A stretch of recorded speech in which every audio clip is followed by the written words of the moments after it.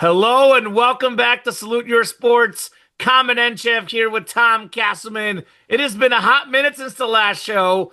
Mhm. Maybe NBA Finals, which was an awesome, awesome show. Gotta be honest though, Tom, this today is going to be one of the most fun shows we do all year long. Is our NFL football season preview, our preseason preview. We're talking about MVP. We're talking about Super Bowl. We're talking about conference title games. I already told you off air there's a massive shock, surprise as to who I'm picking out of the NFC. I know no shocks out of the AFC. But yeah, how you been doing? And ready to talk some football today, right? Yeah, this has been a long time coming. Been really excited for the season, and in a way, it also kind of snuck up on me a little bit as I texted you and Drew. We do a fun little college pick'em, and I Dude, I you missed just got in. I missed the 11 o'clock slate of games, so I missed out on that Ohio State Texas game. Wouldn't have gotten any points for that one. I would have gone Longhorns there, but Well, I missed out as well, so don't worry on that yeah. one. So it's one of those things where it's just like, oh my gosh, it's already that time of year where it's time to be setting weekly picks, time to be setting lineups for redraft, dynasty football leagues, all that great stuff. There's almost been so much preparation that I've forgotten that it's almost right here upon us. So that's why it was fantastic to make sure we were able to get together Labor Day weekend to do the show. Gorgeous day outside, got the windows open. If that ever becomes an issue, definitely let me know. But it's just such a nice day out here in A Chicago. bird just flew inside. There's a bird behind you, Yeah, Tom.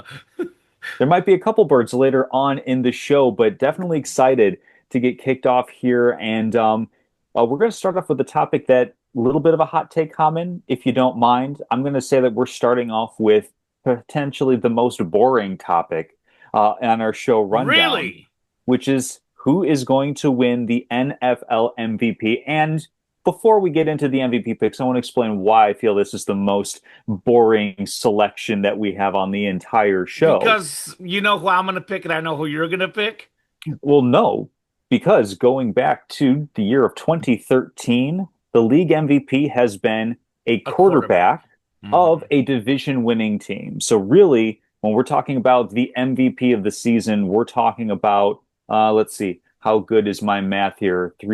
Four divisions, two conferences, not that many options for picking a quarterback who's going to be an MVP. Further, most of these quarterbacks have been mobile quarterbacks, which reduces that pool even further. Um, we've had a lot of great seasons from other players. We've seen triple crowns from Cooper Kupp and Jamar Chase. We've seen Saquon, incredible running seasons. Saquon last year, CMC. very close to setting that NFL record, granted with the extra game. And even not necessarily very popular, very practical pick, but we've had TJ Watt, 20 plus sack seasons. And really, the MVP award just boils down to probably, I would say, one of four quarterbacks this year, Four. kind of by consensus. I think there's Because four. even from the division winners, I kind of thought about this a little bit. It's like, oh, how edgy do I want to be? Do I want to say, Houston Texans or Jacksonville Jaguars? One of them's going to win their division, and maybe their quarterback will be good enough to be MVP. And I kind of looked into the numbers and everything. It's like, you know what? I just don't feel good with any of that stuff. So it kind of boils down to one of four picks, which is why I think that this is the least interesting or entertaining topic because it almost is kind of fait accompli as far as who's going to win. There's Here we not go. really a I've great missed that, chance. Tom. Fait No, accompli. What the heck does that mean? it's all predetermined, already decided. Okay. There's a little bit of kind of like watching the horse race throughout the season, but this isn't necessarily like the Heisman Trophy, for example. We're coming into a season, like Arch Manning's the favorite this year. Caleb Williams at USC was a favorite. Arch But Manning probably then not the favorite after the first game, though. almost certainly not. But you have like a Devontae Smith show up and have a great season at Alabama. You have Jaden Daniels, who was, pretty good quarterback throughout his career, have an amazing season for the LSU Tigers. These guys that kind of come out of nowhere. That's not really going to be happening for the MVP because it hasn't really happened for the MVP in more than a decade. So with that, we'll get into our individual picks, but I just wanted to kind of like start off with a little bit of a hot take saying that MVP for me, not really the most captivating or entertaining category to Real pick. quick. Hmm. And I'll just get into my picks right Go afterwards, for it, yeah. but I will just go ahead and say that this might not be a popular opinion. I Mhm. can see why this would, because of all that you're saying, people want to have a little variety in life. Like you go to breakfast, I want a sweet and salty combo. Well, Mhm. what's with, I want my eggs and my waffles. But I think there's a difference between best player and most valuable player. And I think, the quarterback position is the most valuable position in Mhm. all of sports. So Yes. I think it becoming a quarterback award, I know it bugs the heck out of people, but if we're talking about really who's the most valuable player, it is the quarterback. Because Mhm. Saquon Barkley was the best player in the NFL last year. But, I mean, DeAndre Swift was top five in rushing yards with the Eagles. The Eagles had Jalen Hurts. They had the best defense in the NFL. Devontae Smith, AJ Brown. Like the Eagles, I'm not sure if they win the Super Bowl without Saquon Barkley, I don't but think they they are do. hands down a playoff team without him. They Mhm. have been before. They actually Mhm. made the Super Bowl without him. Whereas you take a look at like the Buffalo Bills without Josh Allen, you know, Sure. they might miss the playoffs. They may only get in as a weak AFC East team because Mhm. that's certainly one of the weakest divisions, but they would not be even remotely close to a playoff contender. I mean, they wouldn't win the AFC North, they wouldn't win the AFC West, they probably wouldn't win Mhm. the AFC South, wouldn't win the North. They might, maybe only win the division they're in if Josh Allen is not the quarterback, and even that might be a NFC South, stretch. maybe. Yeah. So it's just Josh Allen was the MVP last year, Mhm. whether you like it or not. It was well deserved. But let's talk about MVP this year. Yes. So according to the almighty Vegas odds, which if you follow odds, you know that Vegas generally is pretty good at this odds thing. So if you take a look at the MVP odds, really it is a four-person race. The Mhm. fifth favorite, by the way, is Jaden Daniels at plus 1,000. And then you have a couple other guys like dark horses, like Jalen Hurts is plus 2,000. But really, there's four guys that if you listen to Vegas and their odds are really it's kind of a four player race and it's kind of the four best quarterbacks in the NFL. I know we always get these tiers of quarterbacks. You got Mhm. your tier one, you got your tier two, you got your tier three. I know Jaden Daniels, Jalen Hurts, a healthy Matthew Stafford. Those are guys that want to sneak in, but that's kind of your tier two quarterbacks.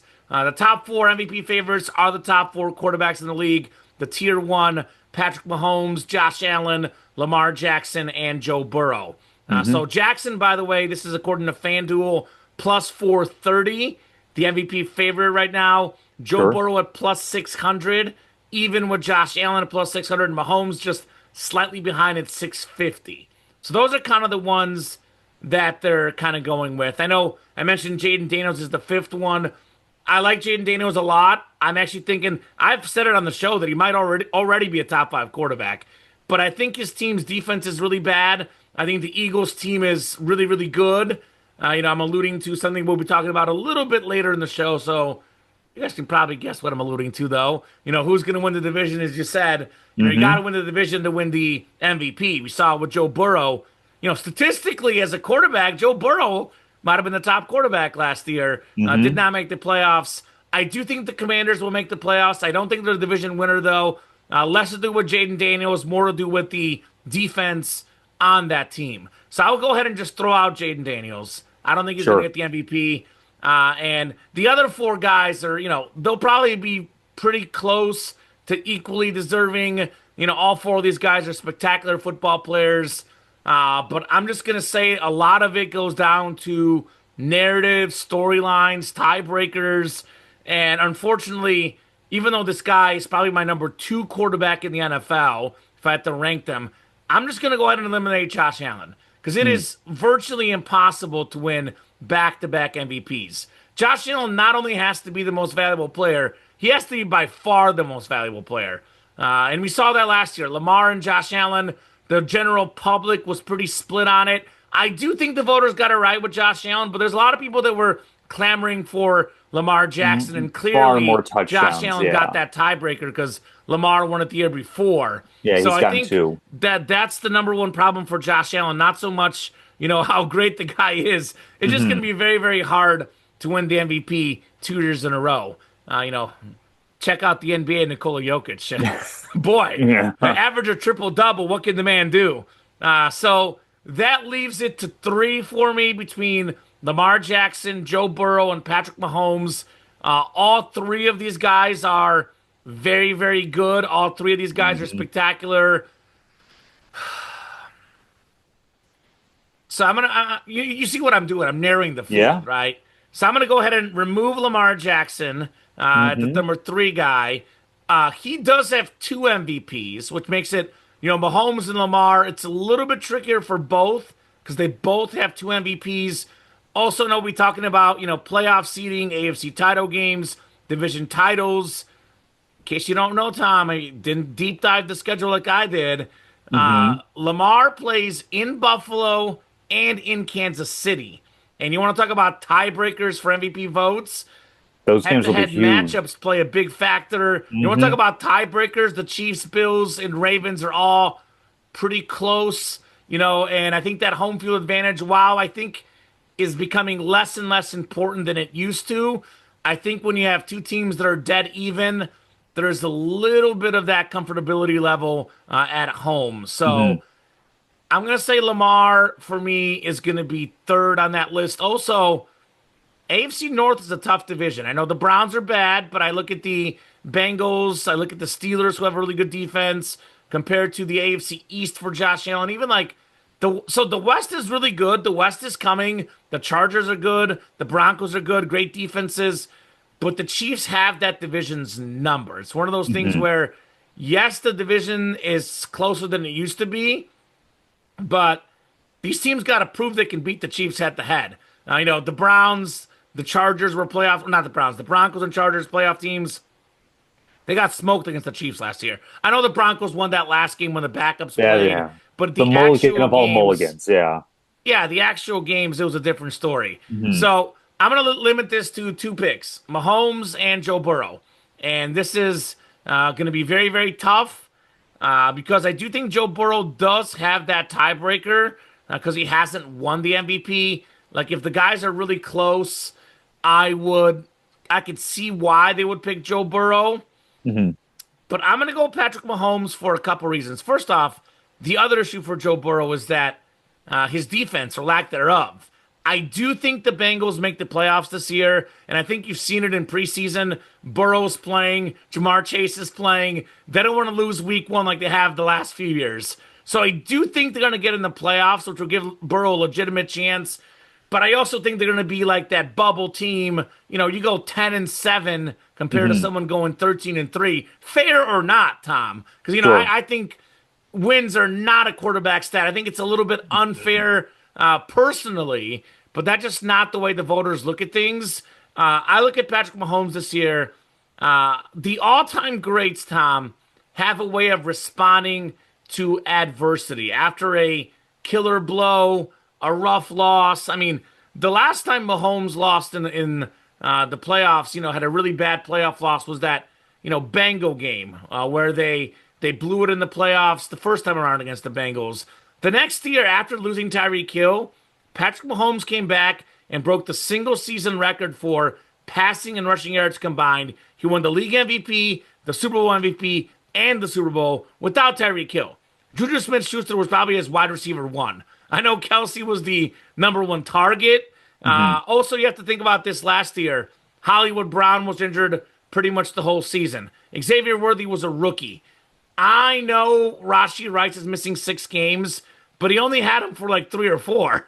So you get Hmm. Rashi Rice for 10, 11 games. That's pretty good. Your wide receiver one is coming back. Essentially, if you looked at the Chiefs depth chart last year going into the season, number one receiver was Rashi Rice. Number two was Hollywood Brown. Neither of those guys barely played last year. So having your top two receivers back, say what you will, Tom. I know you didn't want me to bring this topic up, but Travis Kelsey is now engaged with Taylor Swift. They say behind every great man, there's a great woman, and that woman motivates that man.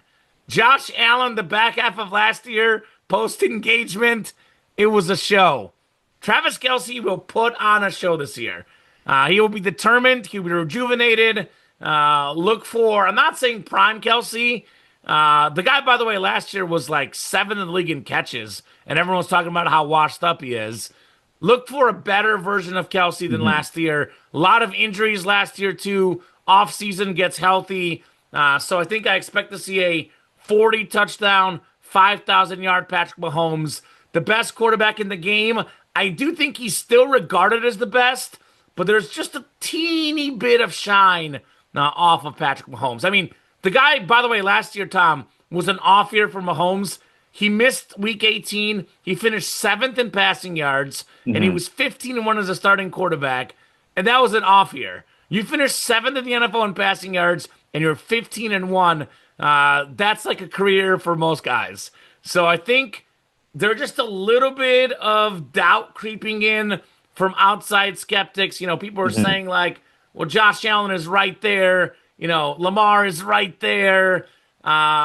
I think Mahomes is kind of like Michael Jordan in that he feeds off that motivation. I think he's going to come out a lot more focused. I know we saw a lot of close games for the Chiefs last year.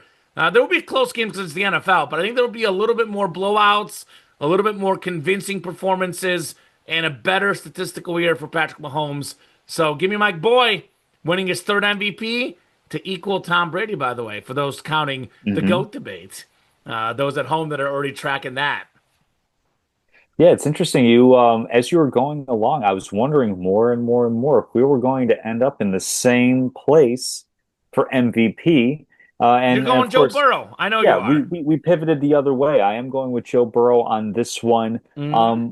Although for some of the same reasons you listed, but I'm actually taking the other side of the argument. I think that the Bengals defense, with it not being a particularly staunch group, I mean, they can maybe be okay. If they can improve to okay, this is definitely going to be a playoff team. But a bad defense means you're probably going to have to throw the ball a lot more to pick up points. I mean, a part of the reason why Patrick Mahomes wasn't considered an MVP candidate last year is because the Chiefs' defense was so good that they were winning a lot of these close games. They weren't really having to do a whole lot of big explosive plays. The Chiefs were kind of playing last season in part because of the injury to Rashee Rice. They were, I think, a better offense prior to him having that injury, obviously. But Patrick Mahomes just didn't have a full complement of weapons. So the styles of game that they were winning, not necessarily matching up to the way that, the Bills and the Ravens were just putting up points upon points upon points. This is a season where you mentioned Jamar Chase is coming in with a fully funded contract He got and paid. healthy. Joe Burrow T. coming into the Higgins. season fully healthy with his contract. T. Higgins, no contract issues there. There was a little bit of some, it was a little bit tenuous with the franchise tag throughout the offseason earlier, but then they said, you know what? We're going to pay that man his money as well. This is kind of the first time in a number of years that the Bengals are actually coming in with like a pretty gelled offense to start the season. No sort of off-field or injury issues to impede them, and they absolutely are aware of the fact that hey, we've gotten off to these slow starts, these 0-2, 0-3, putting ourselves in a hole early. Looking at the first three games of the season, you're on the road in Cleveland. That's not very concerning at all. You're hosting the Jacksonville Jaguars. Some interesting talent in Jacksonville, but certainly they're not a world beater. And then you're on the road in Minnesota, still going up against a rookie quarterback, against a team that's going to be missing their second, depending on what you feel about Jordan Addison versus TJ Hawkinson, second or third receiving option. This could be a very good opportunity for the Bengals to jump out to that early start, bank some early wins. And even if they don't win the division, they were 9-8 last season with a whole bunch of problems. T. Higgins missing time throughout last season as well. I think that with an okay to bottom half of the league defense, Bengals are going to have to throw a lot, and their offense is going to be able to answer the call for that. Mention other weapons on offense. Chase Brown as a running back who can run the ball, but is also a pass catching threat. There's a lot of different ways for Joe Burrow to stack up a bunch of statistics throughout the season. So I don't necessarily think that it's a narrative tiebreaker type of thing. I think he legitimately is going to have a fantastic, phenomenal year for the Cincinnati Bengals and possibly even be pushing, Baltimore as the top team, certainly pushing Pittsburgh as a wild card team. And this is a Bengals team that, again, last year started off slow, finished the season with a 9-8 record on the outside looking in for themselves, unfortunately. But there's a lot of things that kind of impeded them last year that aren't necessarily there to start this season. They were close to having a perfect offseason. They were kind of yanking Trey Hendrickson around contractually a little bit much, where your But they defense is didn't get pretty Micah poor. Parson though. They did not. They don't have the capital, nor do they want to pay the money for that. But for signing a player of that caliber, but I think like the one blemish for the Bengals was not having Trey Hendrickson, in camp full time and locked in, because that's the one good bright spot on that defense. So I'm going to go with Joe Burrow on this one. The fact that hasn't won before. I mean, Drew Brees didn't win an MVP. There were plenty of great seasons that he could have won MVP. I don't necessarily go with the story narrative on that one. I think like I, legitimately on talent and on statistics, Burrow's going to put up a good enough year and buck the trend of quarterback on a division winning team potentially, because Baltimore obviously is a very good team. Wouldn't be surprising at all if they took the division again. yeah, I mean Joe Burrow's my number two guy, so For sure. I agree with most of what you're saying. The only thing I'll counter is again I think his offensive line isn't great. That's not going to help him. I know he's got plenty of Hmm. great weapons on the outside, but offensive line is an issue. And I will say this about Drew Brees to counter that point. Hmm. I sort of agree, but at the same time, if you look at the end of Drew Brees' career, it was Mahomes's essentially, it was his Hmm. second year, but rookie year where Mahomes had 50 touchdown passes, which I believe is like tied for the second most of all time. That year, for almost the entire season, Drew Brees was considered the front runner, and everyone was going to give him the MVP. But Mahomes just went so crazy Hmm. by the end of the year that they had no other option. That's what I'm So saying. I'm uh, saying Joe you're Burrow's saying going to Joe go that Burrow's going level to do of that crazy. exactly? Okay. Hmm. Yeah, I'm If looking forward to it. He's definitely got a legitimate chance to do it. Yeah. I do think, easy schedule to start early, but the Hmm. Bengals, that was part of their problem. Last year, they lost to the Patriots week one. It's not like they Can't lost do to a that. good team. They lost to a bad team. So we'll see, but definitely Joe Hmm. Burrow, hands down, does have a really, really good chance to win the For sure. MVP. Yeah, I mean, I second just like favorite. Mahomes a little bit better personally, If as you know.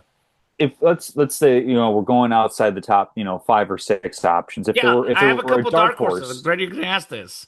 yeah. So like, who would you have as a dark horse? Because I have one that's kind of a similar vein to Joe Burrow, Okay. and my dark horse would be Dak Prescott for the Okay. Dallas Cowboys. Now, granted, I wrote this down before the Micah Parsons trade to Green Sure. Bay, But they but might even be the same still, situation as Burrow.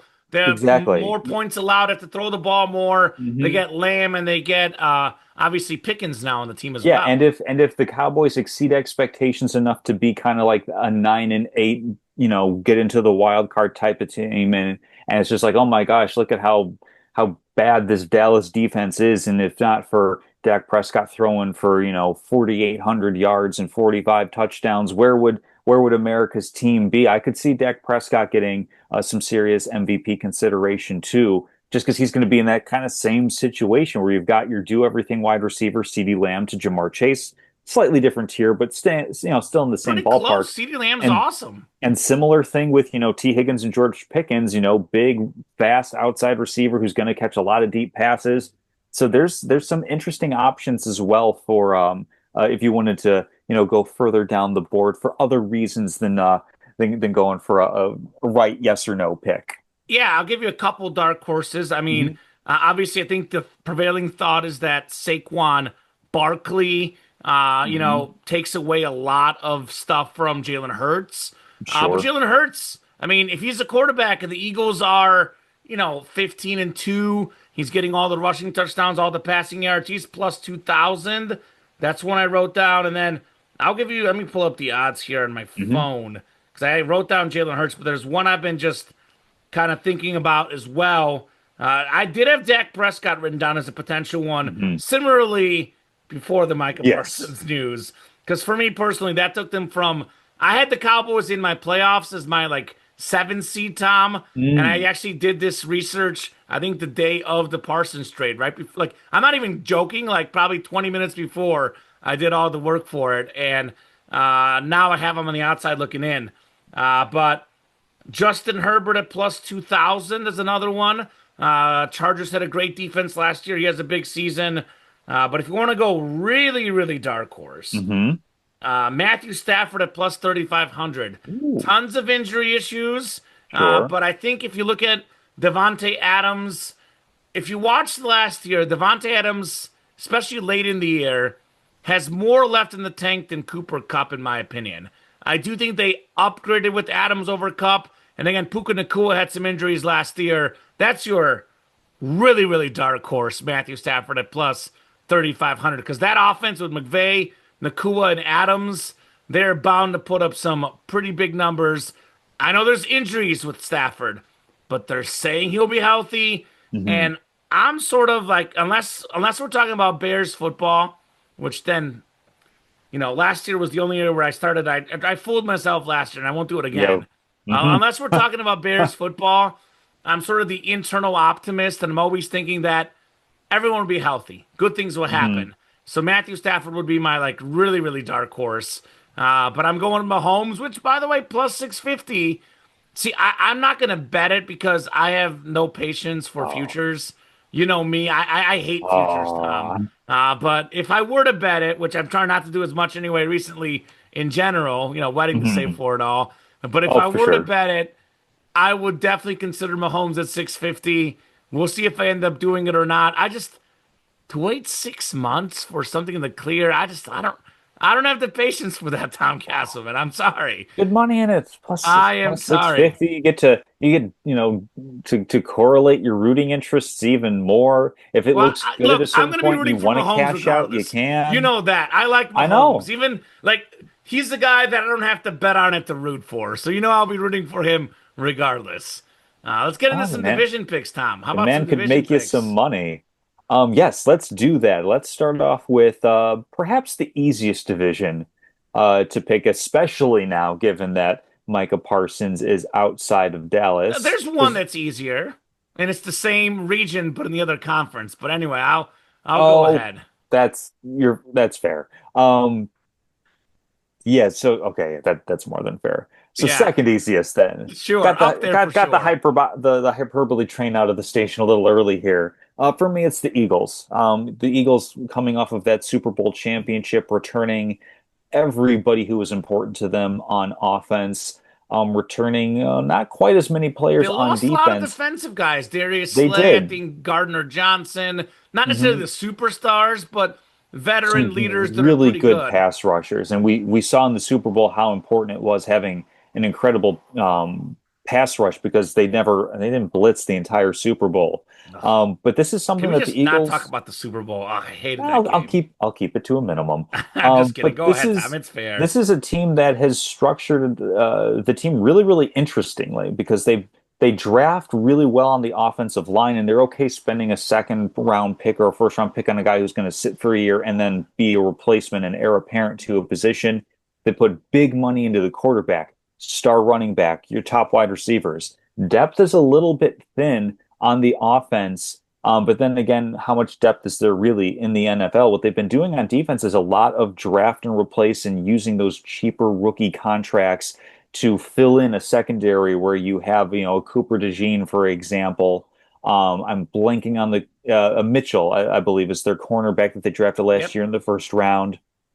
They've been just kind of backfilling with a lot of young talent on the defensive side of the ball. I think it'll take a bit of time to gel, but of course, my favorite coordinator in the entire league, Vic Fangio, is commanding that defense. I think it's something where the Eagles defensively might not necessarily be quite so dominant coming out the gate. But this is a long season, and this is a really, really talented team, a pretty well coached team. So I think that it's not too far-fetched, especially when you now look at, I would say, two teams in the division that aren't necessarily great, and one where I would say we'll see. And this will be a team, the Commanders that we'll talk about later. I'm saying Cowboys and Giants aren't in consideration for the division for me. Commanders definitely are in consideration. Um, but I'm not so quick as everybody to say, Jaden Daniels is the next amazing, great quarterback, just because we said that about CJ Stroud after his rookie year. And then sophomore year, the league adjusts to you a little bit. So it'll be interesting to see what happens with the Commanders there and with how Jaden Daniels plays year two in the league now that everybody has had a full season to tape on him, a full season to prepare for him a little bit more. I think that the Eagles are just the most talented team in the division, very well coached, and for me, a pretty easy pick to start off our divisional selections here. Yeah, this is very interesting because we're looking to see the Eagles buck a trend. Tom, the last time we had a repeat NFC East champion was the Eagles winning in 2003 and Hmm. 2004. Hmm. It's been tons of rotating. Since 2021 specifically, it's been Cowboys and Eagles rotating every single year. So this Yeah. year, according to that trend, would mean be the Cowboys. I Jerry think Jones you're said, selling "Nah, the I'm not Cowboys a interested in little bit that." short. Micah Parsons is obviously incredible, but they have a phenomenal offense with a very underrated quarterback, really good receiving core.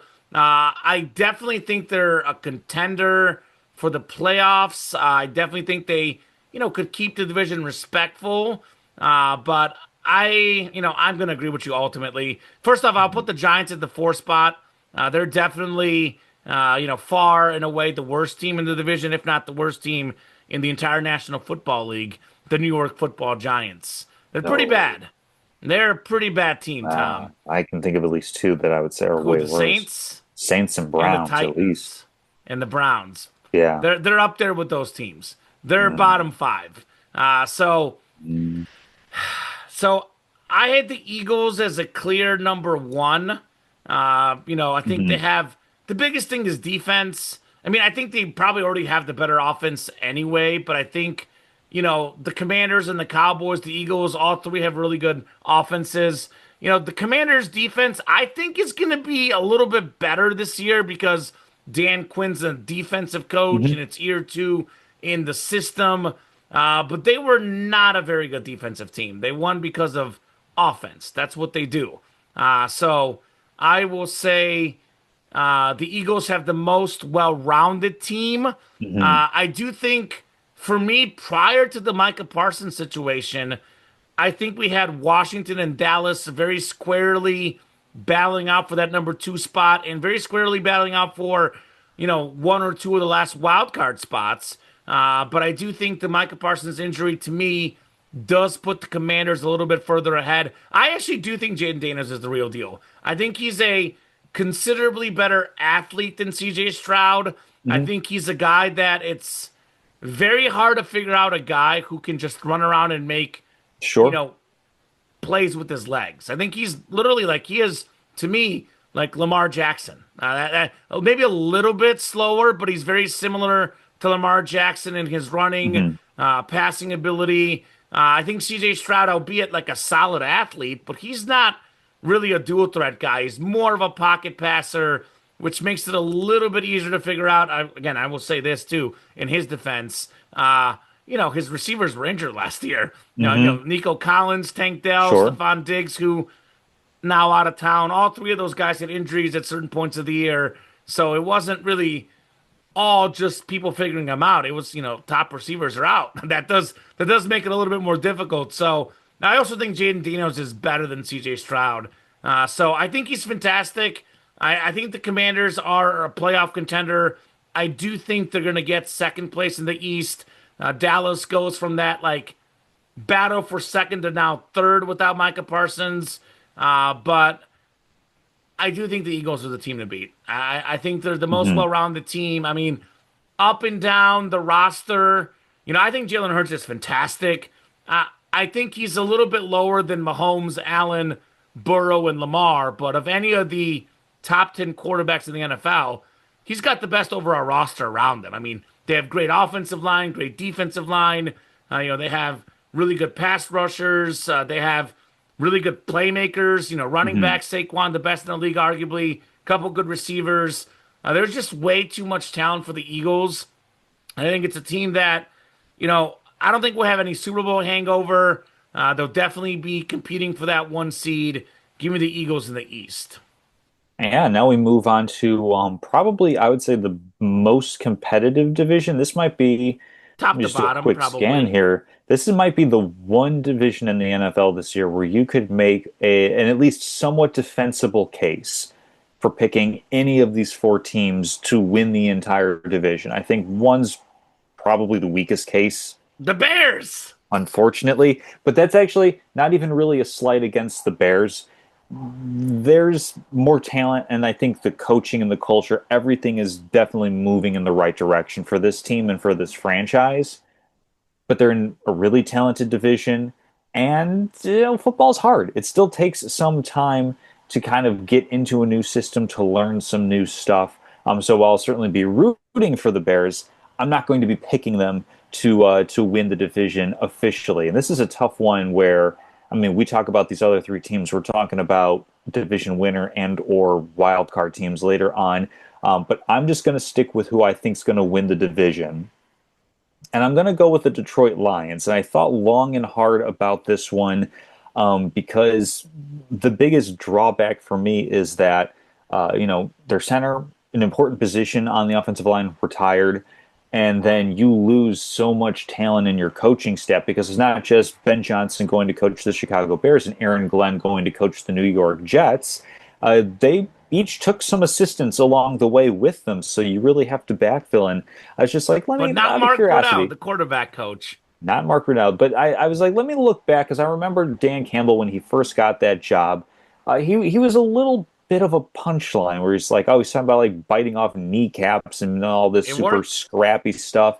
And it was one of those things where it's like, okay, this guy obviously like he's got the machismo for being a head football coach, but the X's and O's, the strategy, like is this guy just basically a former player turned coach, and is he the brightest guy basically is what it comes down to.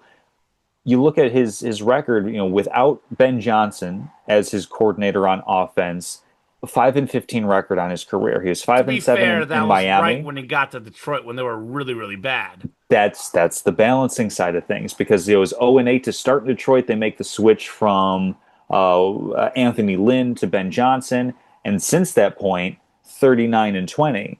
So you could say, theoretically, Dan Campbell not that great of a head coach without these awesome offensive coordinators.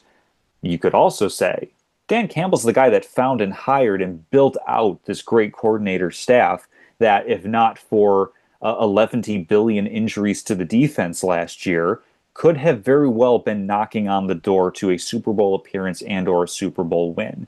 Aiden Hutchinson breaking his leg, and again, I'm exaggerating on the number, obviously, but it was like 20 something guys that were injured on defense last year. They're returning a lot of talent. I think that this is a team that's still going to be very good. It's going to be a tough division. I don't know if it's going to be 15-2 and 14-3 and 11-6.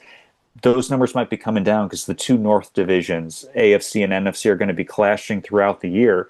But I still think that the Detroit Lions have enough talent. They have a good enough culture in place. They've backfilled on all of their talent on the coordinator side of things that it should be a bit of a different flavor to the offense and to the defense. But for the most part, the core tenets, the core principles are going to be the same. The talent's all coming back. That's why I'm going with the Detroit Lions to win the NFC North this year. So I think in my opinion, Tom, and I'm gonna disagree with part of what you were saying. One of the most overrated storylines Hmm. in the NFL offseason is the Detroit Lions losing their defensive and offensive coordinator. Because I think to me it's very important that for the most part, not going to get 100% of guys, but especially on offense, all the skill positions are there. They're all Hmm. back. It's the same thing as the Dallas Cowboys when Jimmy Johnson left. Barry Switzer took over as the coach. They won the Super Bowl anyway. I've actually seen it with Barcelona soccer. When Pep Mm. Guardiola left the year after, the system was already in place. The players already knew how to run it so good. It's not like they don't have that same playbook. I know part of coaching is feel, but honestly, a lot of the feel for going fourth down, etc. Dan Campbell's the one making that call, not Ben Hmm. Johnson. Johnson might pick the play, but a lot of the Yep. same playbooks are still there. The same players are still there. I'm not saying you want to lose coordinators that good. I'm not saying the new coordinators are better, but I think because the players already know the system, they've been in it for multiple years. Not to mention, Jameson Williams took a step forward last Hmm. year. Sam Laporta, another year of experience.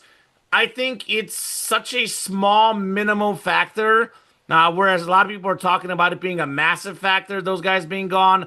I I think it's don't the think Captain. that's a big factor to me. I think it is extremely overplayed out there. I think the Lions do things based on feel, and that feel and that culture is based on Dan Campbell, and they could still draw up a lot of the same plays. I mean, the new OC comes in, and you're like, hey, here's the playbook. This worked last year. Hmm. Use it. Well, I mean, I think the it's a new little OC. different when you lose a bunch of key players Mhm. and like when it's like a new system with a new quarterback.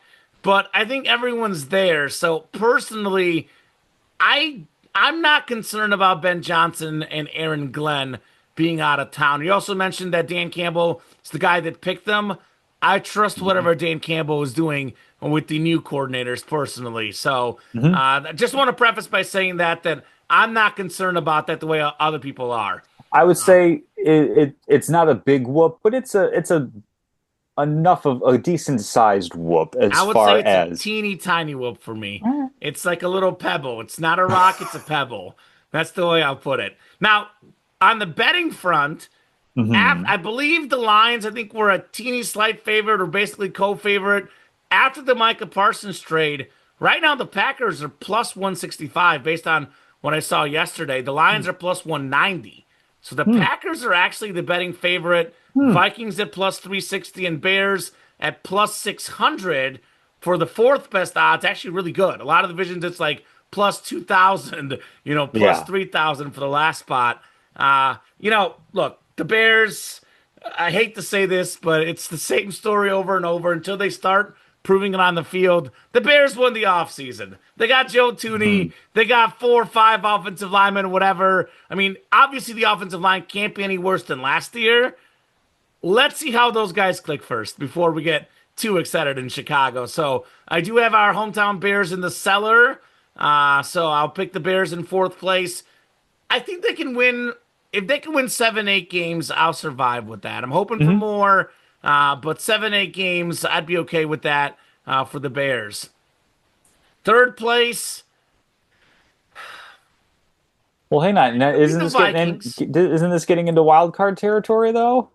No, I'm Picking not the picking the second and wild thirds? card. I mean, Okay. you can Mhm. still get 3 wild card I teams. suppose I'm gonna so. put the Vikings in third place. I think they won a lot of close games last year. By the way, they won 9 games by 8 points or less. And Mhm. most of their losses they got blown out. So it's the classic Tom Casselman. What's the saying you like to say? Regression to the mean Regression to the makes its mean. first There's appearance. also, by the way, Tom, I know everyone's favorite stats about penalties, Mhm. and everyone thinks the Chiefs are the most favorite team. Well, in the regular season last year, the Chiefs were about middle of the pack. Statistically, actual stats, the team that had the best penalty differential last year, aka the most calls in their favor last year, the Mhm. Minnesota Vikings, Tom. The actual regular season stats showed the Minnesota Vikings were statistically the most favored team by the refs. Now, Sam Darnold had a little bit of a rebirth. He played really good. Mhm. Regression of the mean. I think he had a season he'll never have again. And that was helped by having Justin Jefferson, which makes everybody's, season really good. The Gonna Vikings are make a legitimate playoff contender. They're a wild card team potentially. They're going to be that 7, 8 spot, just in, just out. Not a chance in heck the Vikings are winning 14 games this year. Not a chance, Tom Casselman. They will not be even close to what they did last year. Also, I like JJ McCarthy. I think it's the long term correct move, but obviously a rookie does take a little bit of time as well. I'll put the Mhm. Vikings in third. I think it's a two-team battle between the Lions and the Packers, but I'm going to go the Lions. Obviously, Micah Parsons improves the Packers defense. Micah Parsons is phenomenal. But look at last year. The Lions scored 564 points. The Green Bay Packers scored 460. I know they drafted Matthew Golden in the first round. That's a good addition. But they had like the most drops as a receiving core last year. They had a lot of like the most misran routes, a lot of penalties. You look at the Lions receivers. Amon-Ra St. Brown. Dude is the most underrated receiver in the league. Top 5 in receiving yards, catches, touchdown catches. Jameson Williams has something you can't teach. That's called speed. Sam Laporta, tight end U at Iowa. Look at Jameer Gibbs. Jahmyr Gibbs is like a top 3 or 4 running back in the game.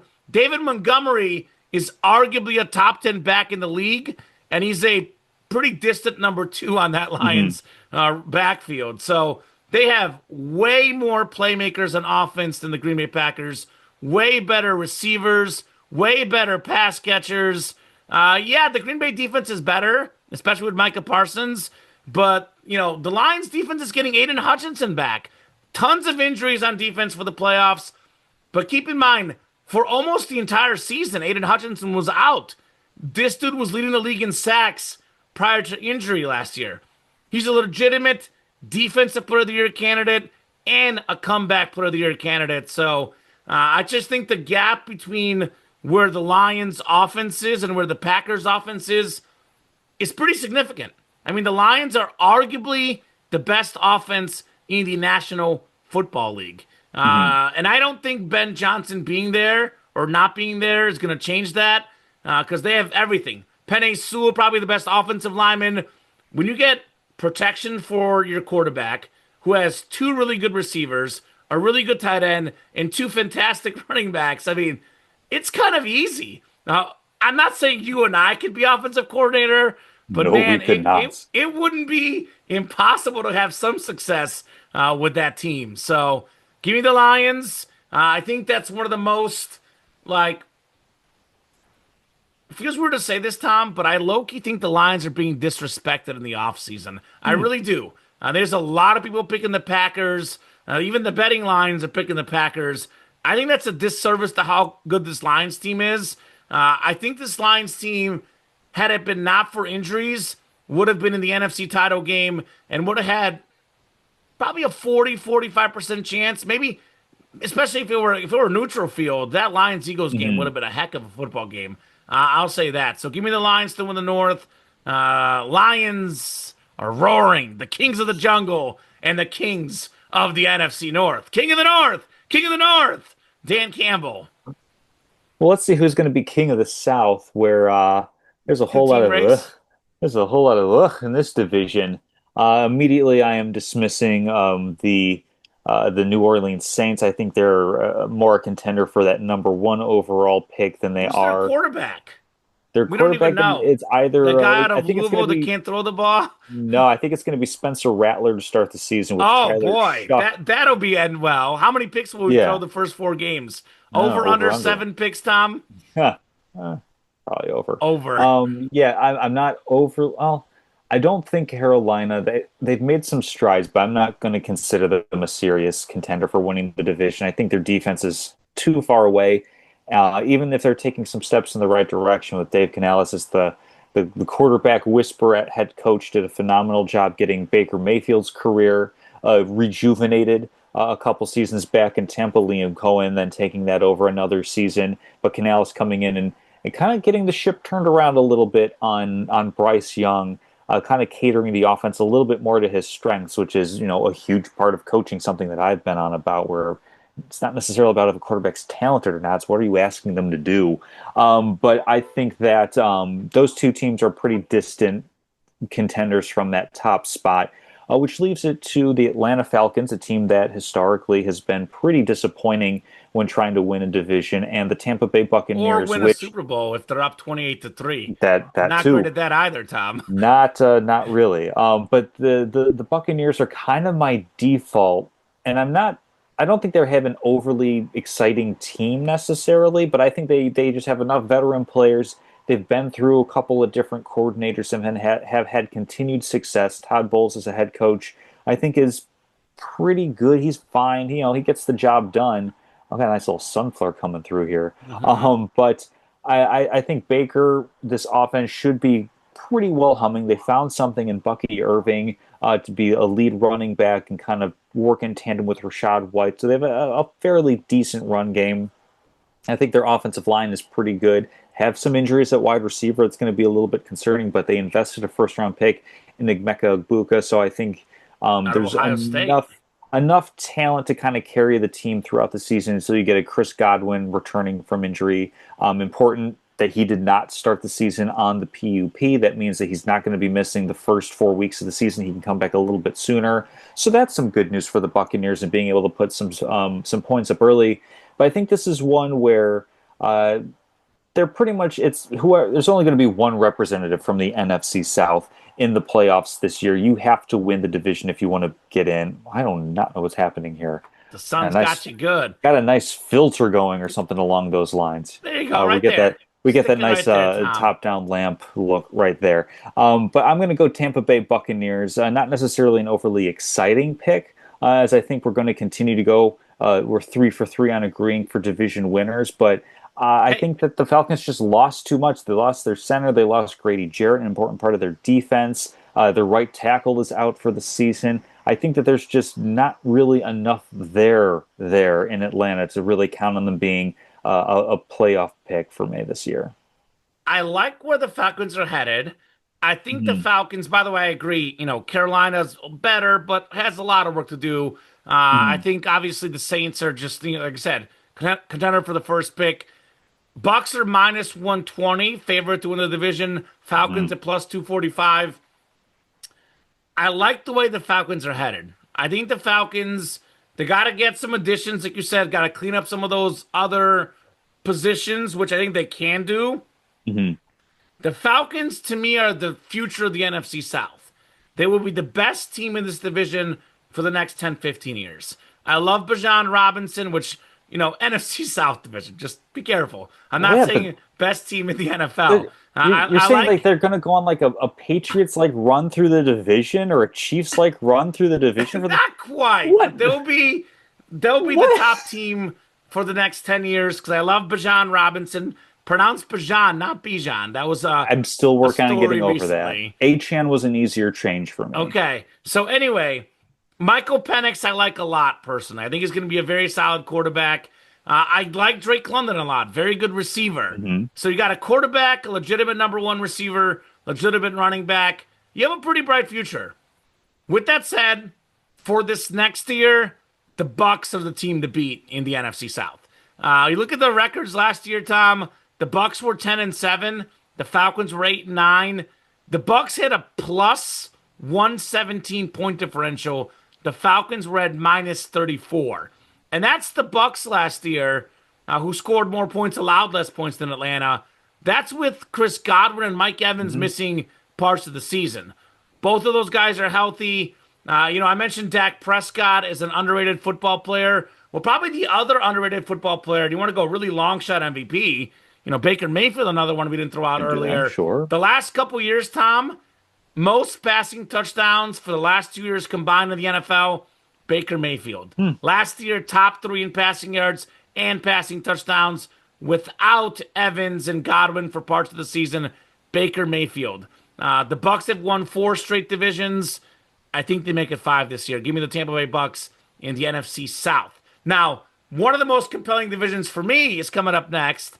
The NFC West. You want to talk about a division where all 4 teams can win the division?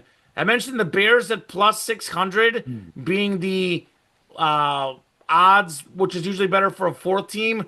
The 4th odds are the Cardinals at plus 500. They're actually, that's really good for a 4th place team. Sure, yeah. Really good for a 4th. Actually, I think it might be. Actually, I have this written down as Cardinals twice. So it's either Seattle or the Cardinals that are plus 500. The other one is plus 425. Niners are the slight favorite at plus 155, and Rams are at plus 200. So I'll kick it off here real quick, and I'll go to you. Keep this in mind about the NFC West. It's a very intriguing division because their cross-conference divisional opponent is the AFC South, which is probably the worst division in football. Tennessee Titans had the number 1 pick in last year's draft for a reason. I believe the worst defense in the NFL.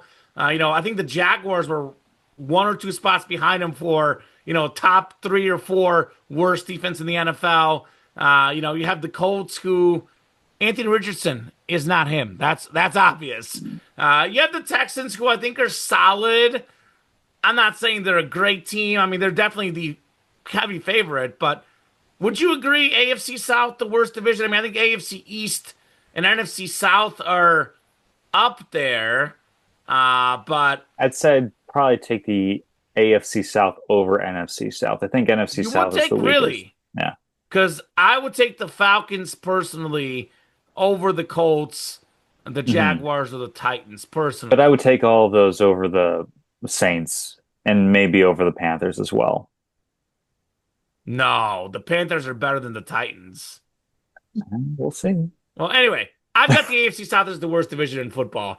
And I think that's something to think about because you look at the NFC West, we could probably have a wild card team out of the NFC West because they have that weak Hmm. AFC South cross conference opponent. So the Cardinals are a tricky team to figure out. Trey McBride emerged last year. I think Kyler Murray has a lot more upside than given credit for. A very Hmm. solid dual threat quarterback. Marvin Harrison Jr., tons of potential. They got a solid back in James Conner. I think Benson, that other running back, is supposed to be good as well. I don't know about their defense as much, to be honest. But there's just too much uncertainty with the Cardinals. They tend to fold late in the season. I'm not picking the Cardinals to win the West. The Seahawks, they love JSN. They'll make him the number one receiver, but I'm not sure if he's better than DK Metcalf. I'm not sure. I know Tyler Lockett really Mm. kind of getting forced out as well. Uh, and I'm not sure that Sam Darnold is him either. So I am not buying Seattle in the West either. I think it's going down to the Rams and the Niners. And to be honest with you, it's going down to the I word. One of the most important words in Hmm. sports, injuries. I think both of these teams have some injury concerns. I think the Niners have like a bunch of wide receivers injured. Obviously, Deebo Samuel leaving town as well. Meanwhile, the Rams have the classic, you know, we'll see. They're saying he's going to play. They're saying he's healthy, Hmm. but there's some murmurs out there and some concerns about the most important position in sports, the I'm not as quarterback spot. concerned. What's I'm up? I'm not as concerned about that. I kind of think that Okay. was a little bit more of, hey, Matthew, your back hurts, right? Why don't you just Okay. sit down because your back hurts and let's Well, just get anyway, you, so yeah. I personally think the Niners and Rams are both playoff teams. Personally, I think these are two pretty good football teams. I mean, the Niners last year, it's not to make an excuse, but they were decimated. Offense, defense, and they had like more injuries than just about anybody. Which, by the way, ironically enough, here's a fun storyline. If Matthew Stafford is injured, which I don't think he Hmm. will be, I'm knocking on wood he won't be, as you hear as I talk more about him throughout the show. But I think I think Jimmy G playing with Devontae Adams and Jimmy G playing against the Niners would be very intriguing. The Rams backup, Hmm. which by the way, say what you will about Jimmy G, that's about as good as it gets for a backup quarterback. So with Sean Yeah. McVay, we always talk about like you have your first tier, your lead quarterbacks, you have your really, really bad quarterbacks, Tom. Vast majority of quarterbacks are what can you do in the system? And we've seen Jimmy G do really well in the system. So if Matthew Stafford does go down, they have at least a pretty competent option in that quarterback spot, a guy that has actually been a starter in a Super Bowl. So this is tough. This is tough for me because I like both of these teams. I like both of the coaches, McVay and Shanahan, two of the best coaches in football. Hmm. Uh, I think the Niners defense is marginally better, but I do think the Rams have some young guys that are really good. Jared Verse, defensive rookie of the year. Hmm. Brandon Fisk, also his former college teammate, is really good. Those FSU guys, you wonder why FSU was so bad last year. Well, they lost a lot of guys. DJU aside, they lost a lot of guys. Keon Coleman, obviously, at wide receiver. So I'm going to lean the Rams. I'm going to lean the Rams because it's an offensive league, and I really like the Puka Nakua Devontae Adams duo. It's one of the best, if not the best, in the NFL. I mean, Devontae Adams, like late last year, was putting up 180 receiving yard games. Puka Nakua, his rookie year, Tom, broke the rookie receiving record for catches and yards. Had some injuries last year, came back, was really, really good. Kyron Williams is a great, great running back as well, top 10 in the league. Sean McVay is an offensive mind. I look at Hmm. Matthew Stafford with Devontae Adams, Puka Nakua, and Kyron Williams. They're explosive.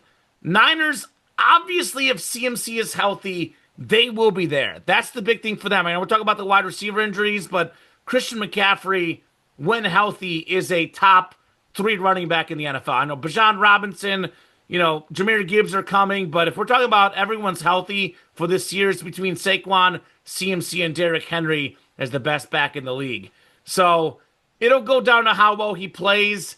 I do like the wide receiver room, the wide receiver firepower for the Rams considerably more than the Niners. I do like Brock Purdy. I am a Brock Purdy fan. Matthew Stafford is Matthew Stafford. I've got Matthew Mhm. Stafford personally. My three most underrated quarterbacks of all time, Tom: Drew Brees, Steve Young, Matthew Stafford.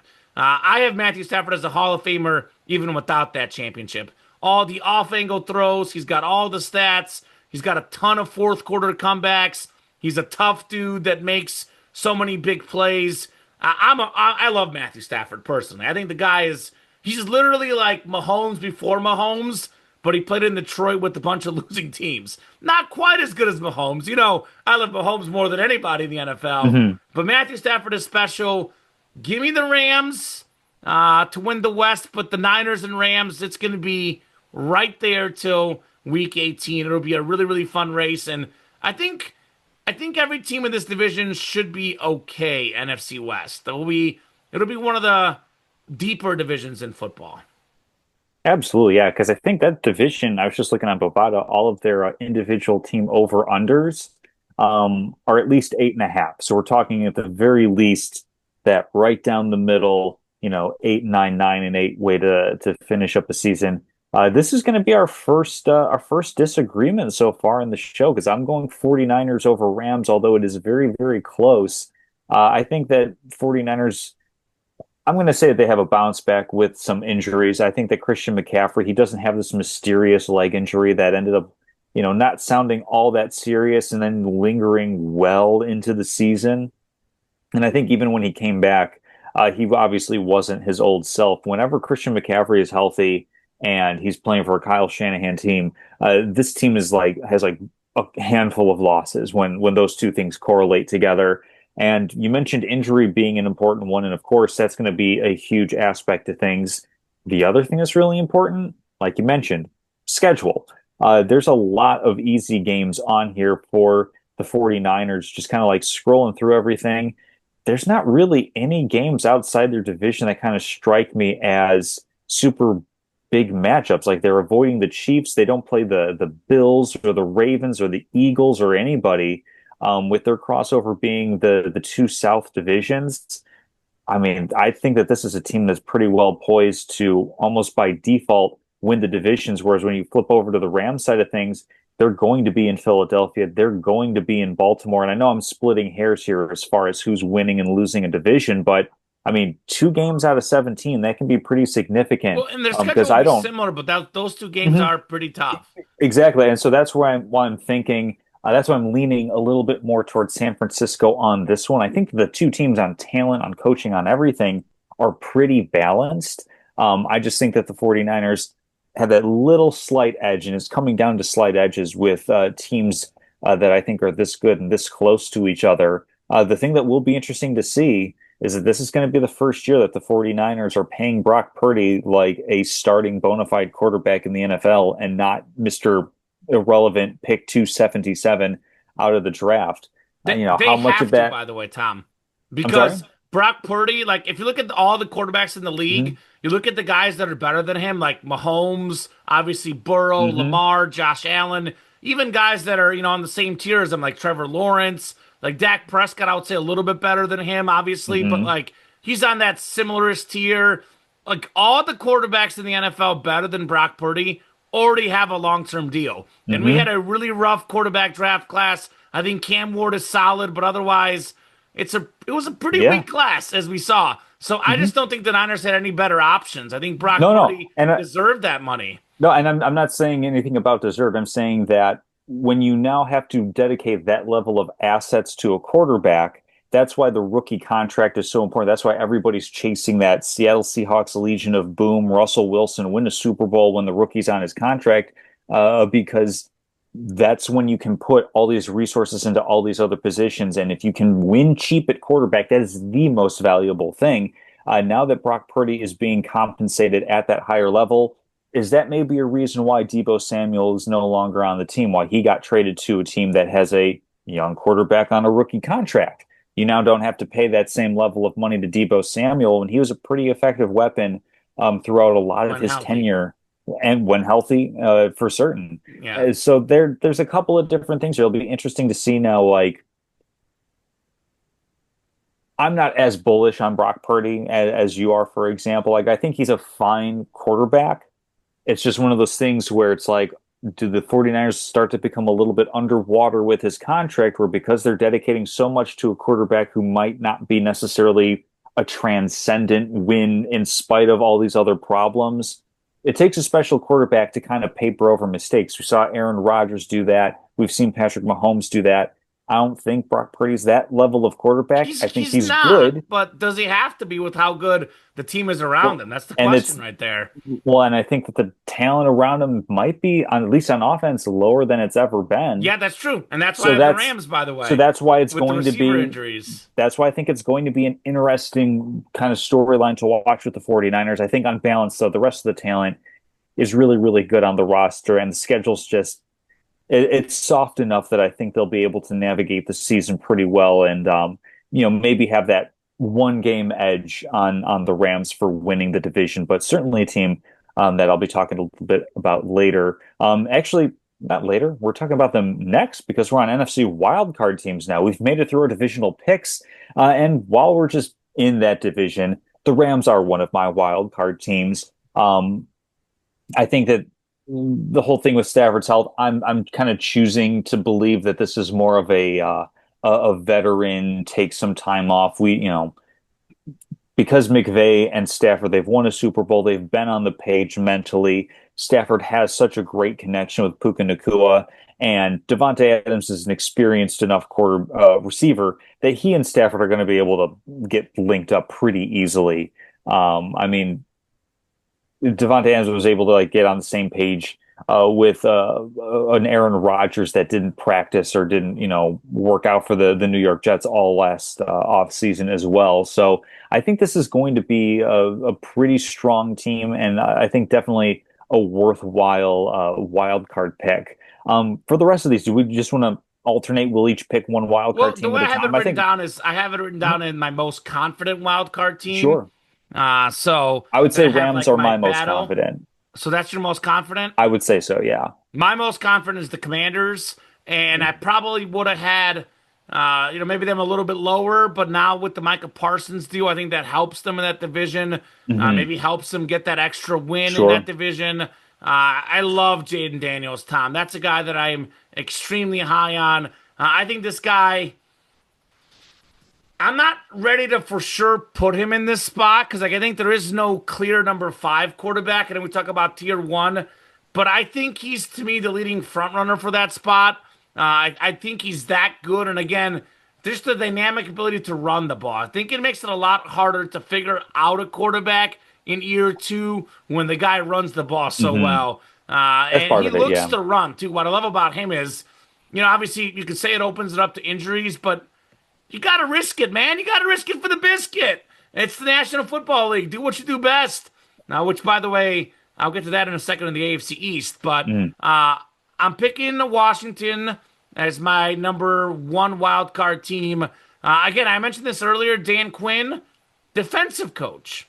So year Hmm. two, that defense that struggled last year. Now they didn't get a massive roster overhaul. I'm not saying they're going to be a top five defense in football. They won't be, but they were mediocre last year. If they could get to that average to slightly above average, get that improvement on defense with the defensive head coach in year two, I think that'll definitely improve them. So big to get Terry McLaurin back. Obviously, number one wide receiver with this quarterback. Deebo Samuel, you mentioned Deebo going to Hmm. Washington. Really hoping he can stay healthy, but if Debo is your number two receiver and he does stay healthy, all of a sudden that's a pretty good receiver core. I think Terry McLaurin, second in receiving touchdowns in the NFL last year, got a touchdown catch in every playoff game. Very vastly underrated football player, Scary Terry, scoring McLaurin as I call him. So I like the Commanders, who were in the NFC title game last year. I'm getting ahead of things. I probably won't pick them to get Hmm. back there again. But the thought about them is it fluky? Are they a fluke? I think they're more on the for real side. Again, I'm not saying they're the second best team in the NFC, but I could see them being a top five team in the NFC, top four team in the NFC. I think they're a legitimate playoff team. I think last year's run to me was not a fluke for Hmm. Washington. A little fortunate with the Lions' injuries, but not a fluke. All right, so my second most confident pick. I think I like as a late come on here, it's got to be the Packers for me. Because the Packers are kind of a fringy team. This is a team that, like, as I was going through my division notes and everything, a nightmare for fantasy football purposes as far as picking out who the receivers are going to be. But they have myriad options for Jordan Love to target, frankly, on this offense. I mean, getting Matthew Golden as kind of that, for the first round receiver that they've taken in I don't know how long. A pretty fast, talented guy. You've got a solid Romeo Dobbs. You've got Jaden Reed out the slot. Even Dontavian Wicks is a pretty solid receiver. You've got some decent tight ends, and then Josh Jacobs is a pretty solid to good running back for the Packers. And then, of course, you take a player like Micah Parsons. I mean, trying to think here. I'm going a little bit off the cuff because this is so recent, but he might be the most impactful player to have swapped teams this entire offseason. I mean, he's that good of a defensive player and at that premium of a defensive position where any general manager's checklist is secure a franchise quarterback, get somebody who can tackle the other team's franchise quarterback, It's become and then arguably the protect. second most important Yeah. position in football, certainly the most important Hmm. on defense. Absolutely, because and not just for getting after the quarterback. I mean, he's no slouch against setting the edge against the run as well. He's going to be absolutely like terrorizing divisional opponents for a long time. At the age of 26, he's entering his prime. So for me, I mean, this kind of goes to the Packers almost being a coin flipper, now even a little bit of a favorite over the Detroit Lions for division winner. That for me makes them a pretty late addition to second most confident wild card team. But as much as I hate to say it, they're going to be pretty good for the next couple of years. The only real concern is that Jordan Love still makes some of, oh no plays where you're just kind of you're watching the TV and it's an oh no no no no. Brett Yes. Favre-esque, but Yes. not as good as Brett Favre. Not as good as Brett Favre, and we'll see if he can kind of like Aaron Rodgers started out that way a little bit too. We'll see if Jordan Love can kind of take that out of his game, almost like Josh Allen himself, where Josh Allen early on was that exact type of quarterback, and part of the reason that he won MVP last year is that there was a dearth of those oh no plays. So we'll still see. I mean, we'll still see if Jordan Love has it, but he certainly has everything around him to say nothing of Matt LaFleur being a really good coach as well. So Packers are my second most confident wild card team. So now, Common, let's move on to our thirds. Well, I have my second too. I haven't hit my second yet. Oh, I'm sorry, I thought you did. My bad. But yeah, so I got the 6 to 8 in the NFC, pretty close, 6 to 9. Sure. I think like the Commanders were one I squarely had in, but I think there's probably for me about four teams fighting for two spots. Like I look at the Packers, I look at the Niners, who I know you have the Rams. I have the Niners as the wild card. I Hmm. look at the Vikings, and I look at the Cowboys. Those are kind of my four teams for those two spots. Mm. Originally, I had Green Bay. I went back and forth with Green Bay. So originally, when I thought about this, I had them as the seventh and last playoff team. Hmm. Then I was like, you know what? I'm not so sure. It's close. I'm a Bears fan. Let me put them outside looking in, eighth spot. Sure. But now I'm willing to bump them up to number 6. And again, all those teams are really close. I don't think a ton separates them. So getting a player like Micah Parsons, I mean, It's he's huge. probably second or third. I would say top 3 defensive player in the world. I think it's Hmm. TJ Watt, Miles Garrett, then Yeah. probably Micah Parsons being number 3. I mean, I think Aiden Hutchinson is entering that discussion, but let's see how he does off of an injury. And I like TJ Watt the best personally, Tom, but I think Miles Garrett and Micah Parsons are probably at that 2-3, 2A, 2B. Micah also is younger than Garrett and Watt as well. So probably the Hmm. most valuable defensive player in the league. And in a spot that the Green Bay Packers really have struggled. They haven't had a good pass rusher in a long time. I think we saw them reach for, was it Van Ness, the Iowa kid in the draft? Was it Hmm. last year, the year before? A guy that wasn't even a starter in college because they reached for him because they needed a pass rusher. So, they have a they're pretty good across the board in many positions. The one thing they were lacking was a pass rusher, and Micah Parsons is a top three pass rusher in the NFL. So that was a massive pickup. I think it does enough for me to put the Green Bay Packers in my number two most confident spot. I'm with you. And for my number three, so I originally had the Cowboys as my number seven playoff team. I had them as getting the last wild card spot Hmm. because I'm such a big Dak Prescott fan. The guy I think is very, very underrated. 2 years ago when he was healthy, led the NFL in passing touchdowns. Getting a healthy Dak Prescott, a healthy CeeDee Lamb goes a long way. Had they kept Micah Parsons, I would have put the Cowboys in the playoffs and the Packers out of the playoffs. So Mm. that deal alone to me, Tom, changes the whole scope of the playoff picture. Whereas I had Dallas just barely in and I had Green Bay just barely out, I flipped them. Dallas now just barely out, Green Bay barely in. I like some things about the Dallas Cowboys. I like what they're doing. I think they have a legitimate chance to get that wild card spot because the league is very offensive, and they Hmm. have a very, very solid offense with a very good quarterback, two good receivers, got a good tight end in Jake Ferguson as well. But I'm gonna say the Cowboys just miss out. The Vikings are good as well, but they had a lot of close wins last year. 9 games by 8 points or less. Rookie quarterback. So I'm gonna stick the Niners as my last wild card team. I know there's a lot of wide receiver concerns. I think Ayuk is injured. Even Jawan Jennings is banged up. Debo Hmm. Samuel out of town. So that is a legitimate concern.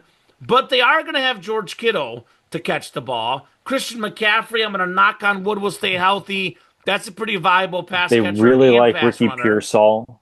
And I think you look at their defense, Fred Warner is incredible. Nick Bosa is very, very good. Trent Williams Hmm. on offensive line. I mean, he's going to make it easy for Purdy to have some time to throw the ball For to sure. whoever the heck he's going to throw the ball to. So I do think the superstar power. I mean, look at Kittle, Warner, Trent Williams, Nick Bosa.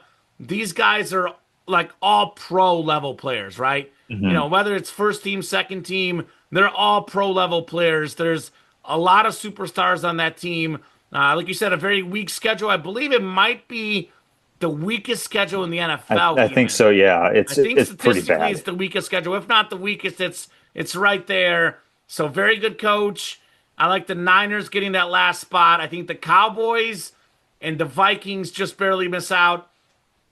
The Falcons will compete as well. I'm Hmm. not putting them quite up there with those teams, but I think they're, outside chance at the playoffs as well. Hopefully the Bears very outside chance, but I'll go with the NFC East, Eagles, NFC North Hmm. Lions, NFC South Bucks, NFC West Rams. My one slight underdog. I know Hmm. I did go chalk-ish, and then I got the Commanders, Packers, and Niners in the wild card. I think we just need your final wild card team, right? Yeah, so I've got Rams and Packers in there, and then I'm actually going to go Minnesota Vikings on Oh this boy, one. no love for the Commanders. You're a Nope. Jaden Daniels hater, I tell you, I Tom. wouldn't say hater. Jaden Daniels hater. I'm a Jaden Daniels wait and seer. That's what I am. No, for Hey. the Vikings, I mean, I really like their coaching staff. I really like Kevin O'Connell and the job that he does. And you could say, yeah, Sam Darnold, had a a renaissance year type of thing, but I mean that didn't. He was a first round pick, but that also didn't come out of nowhere. We've seen Kevin O'Connell take Joshua Dobbs off of like 2 days notice and basically run an entire game through him. Nick Mullins has had success as a backup quarterback for the Vikings, and this is a scenario where the Vikings kind of hedged their bet last year and it paid off because JJ McCarthy ended up having that, I think it was like a meniscus tear or something along those lines, sat out the entire season. So he's not really getting those practice reps, which are really, really important, but he's getting the mental reps. He's in the system. He knows all the terminology. And he got to watch, basically how a quarterback prepares, a professional quarterback prepares for a season. And then he has the entire offseason to actually get the physical reps. And he's got plenty of weapons. The Vikings offensive line is, I would say, solid to pretty good. You've got arguably the best wide receiver in the game in Justin Jefferson. Jay Jettas. I mean, yeah, he's right there with Chase and CeeDee Lamb. I think that's the big three right there. Yeah. Solid secondary and tertiary options, and they invested in a run game as well, where they saw, hey, we have Aaron Jones, we need a little something more. Let's get a solid a backup, a solid complementary back in Jordan Mason. And then you go to the defensive side of the football. Brian Flores, one of the top defensive coordinators, and there's a lot of talent and depth on that side of the ball as well.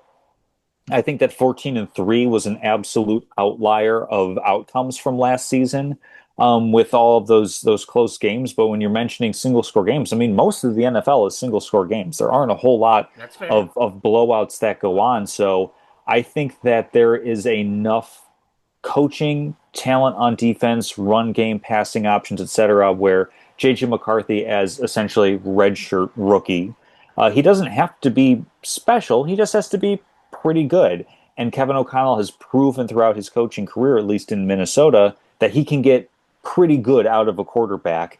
And there might even be some more ceiling potential to be had there as McCarthy's career goes on. But I think that's for me. That's why I have the Vikings in there, and like three NFC teams in the playoffs. It happened last year. It NFC feels North. boring that I'm pretty much picking all of that stuff again.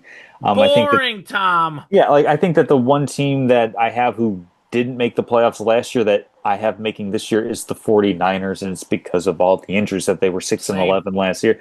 So there should be some surprises maybe along the way. That's why the Vikings are my third one, just because like early on in the season, Jordan Addison is out. They brought back Adam Thielen, but how much does he have left in the tank He's really? old. JJ McCarthy. I'm thinking there's at least some decent positive outcomes here, but he could also just completely be a flame out quarterback as well. I did have, to be honest, before the Packers jumped in, they leapfrogged a team to get in to the wild card team. So if it's any consolation to you, Kamen, I do have the Washington Commanders as number 8 in the conference now. I was gonna say I could see the Vikings making the playoffs, Tom. All the Mhm. argument you laid out is really good. I just think it's interesting because I have the Commanders as my number one wild card team, my number Mhm. five spot, and you have them out. Yes. So there's a lot of really, really tight debates. I can see all those teams making it. I will just say, I'll leave it at this. Jaden Daniels hater over there. Jaden Daniels hater Wait and see her. Casselman.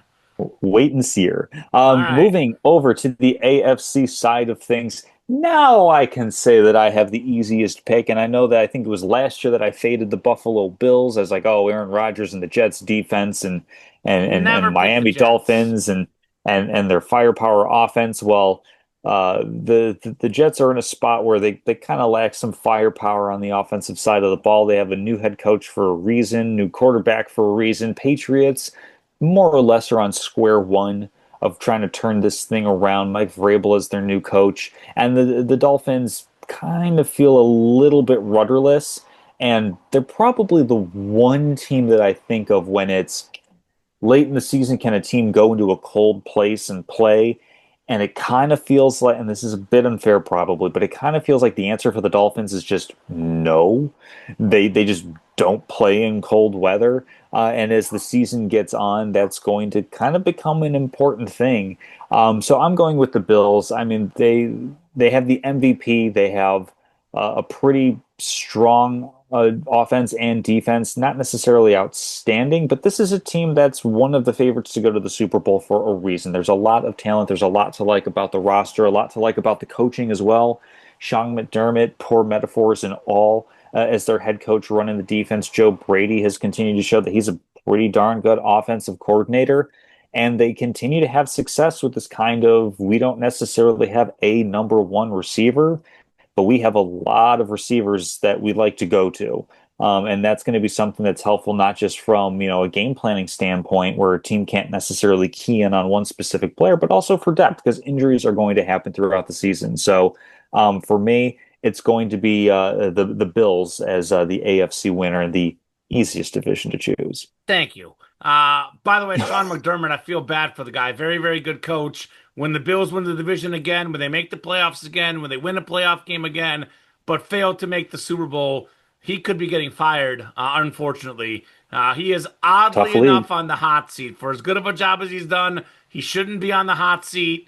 I've been watching Hard Knocks with the Bills as well. Hmm. Makes me like him and the Bills even more. Darn propaganda always gets you, Tom. I just I think this has as much to do with how good the Bills are as it does to do with how bad the other teams in the division are. Mm. The Jets have literally no offense. Now the Jets have one hope and one hope only.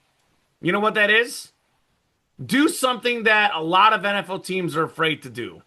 Use Justin Fields as a college running quarterback. Hmm. Because if they want to run Justin Fields, you know, 200 times a season, he will get over 1,000 yards rushing easily, maybe 12, 1,300. If he can stay healthy and they use him as a running back, they have an outside chance to do something. But if you want to use Justin Fields as a throwing quarterback, good luck. There's no second read, there's no third read. There's just not much there as far as a passing quarterback. That team, I like Garrett Wilson, but other than that, the offense doesn't have much going for it. I mean, I think Hmm. we've seen some hype about their running backs that hasn't quite materialized recently for the Jets. You know, they won a few games last year. The Patriots, it's not that I don't like Drake May. I do like Drake May. He's got nobody around him, Tom. There's no good offensive players on that team. You know, throw a little dart and hope Stephon Diggs has something left. But Hmm. otherwise, who the heck is on that offense? It is really, really rough. So I think the Patriots and Jets are two pretty bad football teams. The Dolphins are slightly intriguing, but if it's even somewhat remotely close, which I agree with you, winning a cold weather game, even in Buffalo and New York, and the Bills like own the Dolphins. So I think this is the Bills division to win. I don't think we have a wild card team here. Bills should cruise rather easily in the AFC East with their sixth straight AFC East crown. Up next, the AFC North, Tom. I would say somewhat intriguing. Not, I think we're going to go the same way. Ravens minus 170 are the favorites. Bengals plus Hmm. 290. Steelers plus 475. And then the Browns are so far back. I mean, what's the over under? Like, how many Browns quarterbacks play this year? Because I say over 2.5 start a game this year. Because I think all three guys will get a chance at some point. Flacco, I think, is the best guy for them to win right now. Hmm. But I think with, obviously given his age and his ceiling and, his future or lack thereof in the NFL, I think Shador Sanders and Dylan Gabriel will get a chance at some point in the season in that quarterback carousel. What's the higher number? Browns starting quarterbacks or Browns wins? I think it might be quarterbacks. I could see three, three or five. It'll be close. Anyway, I know Browns I are in know. the cellar. Yeah, Browns are in I the cellar, Tom. That's the obvious one. they are bad, and I wish nothing good for their franchise. Hmm This is tough for some of the other parts because this is a very interesting division. Hmm. Because we have seen the Pittsburgh Steelers, they're in the most interesting yet frustrating spot in the NFL. I would argue a spot that as a Bear fan I would gladly take. But we've had so many years in recent memory where the Steelers get the 7th seed, they go 10-7, they get the last spot on the wild card, and they lose in the first round. Hmm. And that's because Mike Tomlin does the most he can out of his talent. He gets the most out of his players. Yet he gets blamed for it because he can't win in the playoffs. But then again, if you weren't coaching, the roster he has wouldn't be in the playoffs. Yeah. It's not a great roster for the Steelers. It's a great Mm-mm. player in T.J. Watt, but they're very intriguing. The Bengals are also very intriguing because they have one of the best offenses in the league, arguably the best quarterback receiver tandem in the NFL with Burrow and Chase. T. Higgins not a bad number two as well. but their defense is pretty bad, Tom. Their offensive line also isn't great. They had kicking issues last year. It felt like the running game's okay. Like Chase Brown is okay, but like there's an offensive line there that's not great. It just feels like Hmm.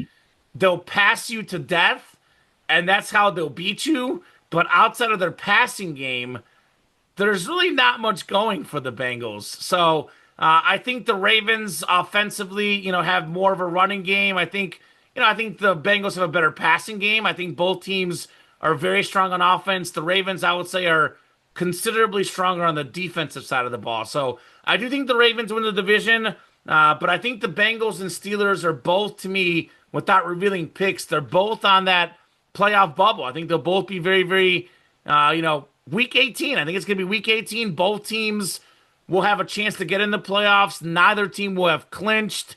Hmm. I'll make my wild card picks when we go later in the show. I'll say the Bengals get second in the division too, though. I'm very curious to see what happens with Rodgers. Doesn't look super fast in camp if you look at videos, but I mean that's when you're 40 something. I mean the guy's good enough to beat you out of the pocket. I'm not an Yes. Aaron Rodgers fan, the person, or even like, Hmm. personally as a Bears fan, I've never cheered for Aaron Rodgers. I think sometimes he's even too conservative at times in the playoffs.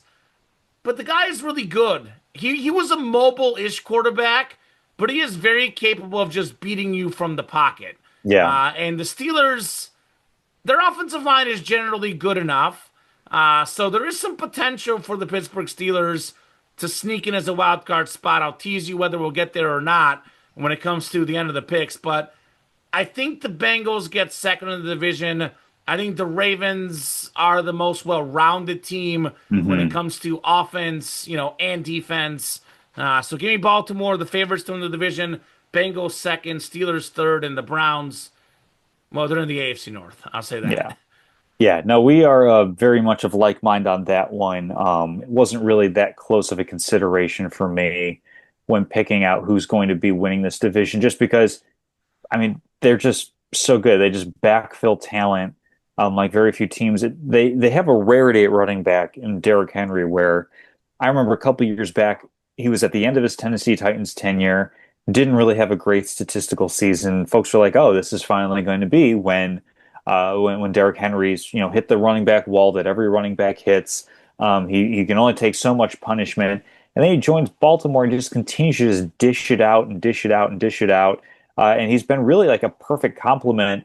You talk about backfields having thunder and lightning, like Detroit, where David Montgomery's the thunder and Jahmyr Gibbs is the lightning. Ravens are Sonic throwing and out Knuckles is thunder, what they call Sonic and them. Knuckles. Yeah, they're throwing out thunder and lightning every single play between Derrick Henry and Lamar Jackson. Like, how do you stop a rushing attack like that? Zay Flowers is a solid receiver. They have Mark Andrews, who kind of struggled last year, but came on toward the end. And keep in mind, he was still recovering from, I think it's called like a tightrope surgery or something like that when he had Minus the that. playoff game. Yeah, he had that tackle last season, the season prior where he was injured, and that kind of lingered through most of last year, and was pretty solid since. So I think with him being kind of having a fully healthy off season, he's going to reestablish himself as a receiving weapon for this team as well. And of course, their defense, they just continue to load up on talent. Picking up a safety in Malachi Starks and an edge rusher in Mike Green, just to really bolster that side of the football as well. They start off pretty with a really tough schedule. The Ravens do. They're at Buffalo. They get their nice little cupcake against the Cleveland Browns before they host the Detroit Lions and then go to Kansas City. That's a heck of a quarter of a season to start out. Um, but I think they're that good of a team that they'll be able to win at least a couple of those games. I think they'd probably come out of there at least 2-2. And if they come out of there 3-1, look out. I mean, that if they come out 3-1, decent chance they're just hosting the entire AFC playoffs at that point, with those wins depending on who they beat. And then yeah, basically I'm agreeing with you on all the other ones. I'm picking offense over defense, going Bengals over Steelers, and like I said, Browns are bad. Wish nothing good for that franchise. Let's go to another soft division. We talked about a soft NFC South, AFC South. I don't know what it is about that part of the country where they're just not putting out outstanding football product, but this is one where prior to the preseason starting, I was super confident Texans winning the division. But then Joe Mixon has his injury, and kind of sort of like or not Saquon Barkley, Christian McCaffrey last year. It lingers throughout the preseason, and now he's going to be starting the season on an injury list. So for a team that really, outside of Nico Collins, doesn't have a great receiving core, great options at receiver, and you're telling me they also now don't really have a strong running game because Nick Chubb is probably closer to the downside of the hill than the getting over the hill portion of his career, sad to say. It's one of those things where I think the Texans have enough of a good defense. They might have, like a top five defense this year. That and 9 wins could very well be enough to win this division because I don't feel super confident in the Titans. I think that they have some interesting pieces, but they're definitely a year or two away, and it'll be interesting to see Cam Ward as a rookie quarterback, how he develops the chemistry that he has with Calvin Ridley. The Colts, they got to start to try to figure something out at quarterback. I feel like Daniel Jones is a please let me keep my job type of move, But the right where move. He's better than Anthony Richardson, or at least less he's bad. we know that Daniel Jones can't get any better than what he is. I'll I don't counter that a little bit. know. I'll I counter don't. that a little bit.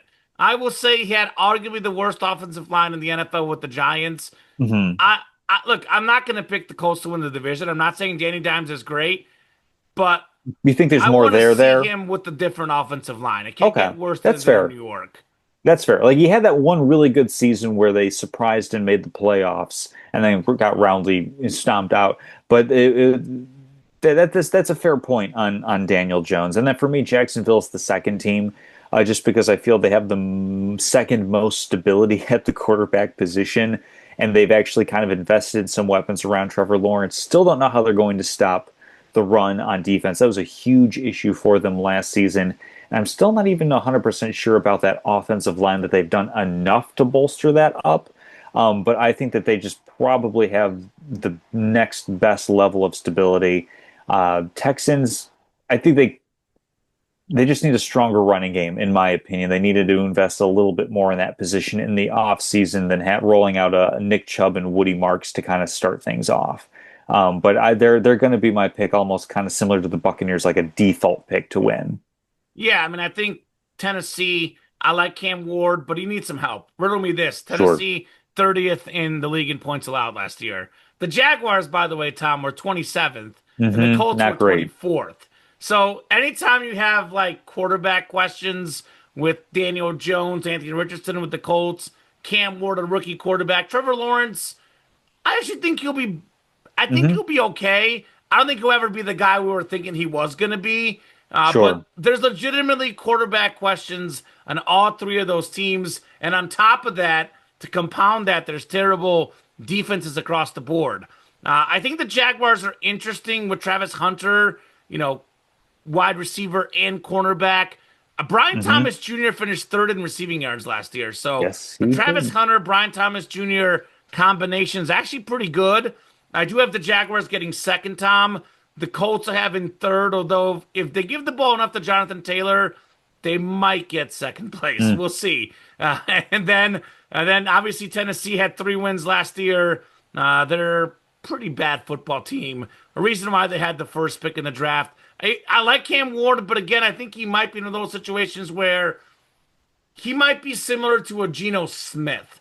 Starts off in Mm. a really, really bad spot, doesn't really look that good because of where he is. Maybe a little bit better version of it, but Geno Smith in Seattle was roughly an average starting quarterback, which puts you at the 15th, 16th best quarterback in the league. I would say that's not bad. It's not great for a first pick, but it's not bad. I think Cam Ward could have a respectable career.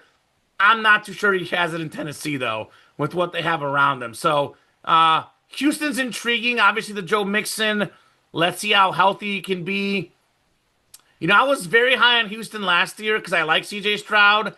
I've backed off a little bit on that, but their defense is really good. They have a really good defense. I like their coach a lot as well. They're a well coached football team. And I think Houston's a very intriguing team because I look at the AFC West, I look at the AFC North. those are a lot more deeper divisions. And I Hmm. know the Bills are in the AFC East, but the Bills play the Ravens and the Chiefs in their, non-divisional games for the AFC. So their schedule is not necessarily extremely friendly, so to speak. So Houston's that team that, I think they're definitely not on the level of the Chiefs, the Bills, and the Ravens. I think they're actually probably, in my opinion, could be arguably worse than some of the other teams, like, the Bengals, the Chargers, those type of teams. Although, for two reasons: one, to win the division, and two, they might have a better record based on just how bad the division is. So that's a team that, they got a 4 spot, a 3 spot. I mean, we saw it against the Chargers last year. They got to host a home playoff game. Houston might not be a great team, but you get to host a home playoff game, you might win a playoff game. I see them doing that again this year, kind of potentially sneaking in and being, a little bit better record than they should have. And maybe they Hmm. get potentially a playoff win. Texans win the AFC South because that's some bad, bad football teams in that division. Meanwhile, the AFC West, to me, Tom, I mean, yeah, we have the NFC North. That's Hmm. on paper 4 deep. I think AFC North has three pretty good teams, but personally, I'm a huge fan of Pete Carroll. Hmm. Even though I'm really upset at him making two of the most questionable decisions that arguably cost him a second college football championship and a second Super Bowl, giving the Hmm. ball to Marshawn Lynch and Reggie Bush. But overall, the energy he brings, his overall coaching style, I don't know if I've shared this with you, Hmm. but the Chicago Bears, for me, kind of need that, like, let's win right now to get some positive momentum instead of focusing on the future. Ben Johnson, I hope to God, is going to be great. But the guys I've wanted for the Bears the last couple of years, personally, Hmm. Harbaugh or Pete Carroll. Two really proven guys, two really, really good football coaches to kind of put some stability in town. And Ben Johnson's the guy I would want after those type of hires, the new hot hire, Hmm. so to speak. So I'm very high in the AFC West. This is a very, very good division. The Chiefs have won 9 straight. You heard me say off the top, Patrick Mahomes, to me, is going to get the MVP again this year. 40 touchdowns, 5,000 yards. Hollywood Brown is back and healthy. Rashi Rice, albeit suspended, going to play most of the season. Travis Kelce, healthier, engaged now. It's going to be a very, very good Chiefs team. Look at the defense on some of these teams. Last year, Hmm. the Chargers allowed the least points in the league. The Broncos allowed the third least. And the Chiefs allowed, I believe, the fourth least. And that's with, they were actually like second or third before the last game of the season when the backups played and the Broncos put up 38. So we have arguably, Tom, at least on a points per game basis, maybe outside of the Eagles, the three best defenses in the league, all in the AFC West. There's some really, really good football teams. What do you got to? What do you have to do to win football games in the NFL? Well, you need a good defense, you need a good quarterback, and you need a good head coach. Well, the Chiefs have Mahomes, a very good defense, and Andy Reid. The Chargers have Harbaugh, Herbert, and a very good defense. The Hmm. Broncos have Sean Payton, who I may not like as a person, but he's a very good football coach. They have also a very good defense. And Bo Nix, turns out, was a pretty good draft pick as well. So I actually think we could have all three teams in the playoffs again, just like last year. And the Raiders, I think, are improved. Geno Smith is a upgrade to Gardner Minshew and Aiden Yes. O'Connell. Hmm. Ashton Genty, I think the best running back in this year's NFL draft class. They got Max Crosby back in town. This, I think, actually is the best division in football, Tom. I really do. I think the AFC West is the best division in football. I think so much of the NFL you mentioned is close games, right? Matchups. Because I think everyone outside of myself and Kansas City Chief fans, the casual football fan is waiting for the Chiefs to get throttled, waiting for them to get, topped in the AFC West.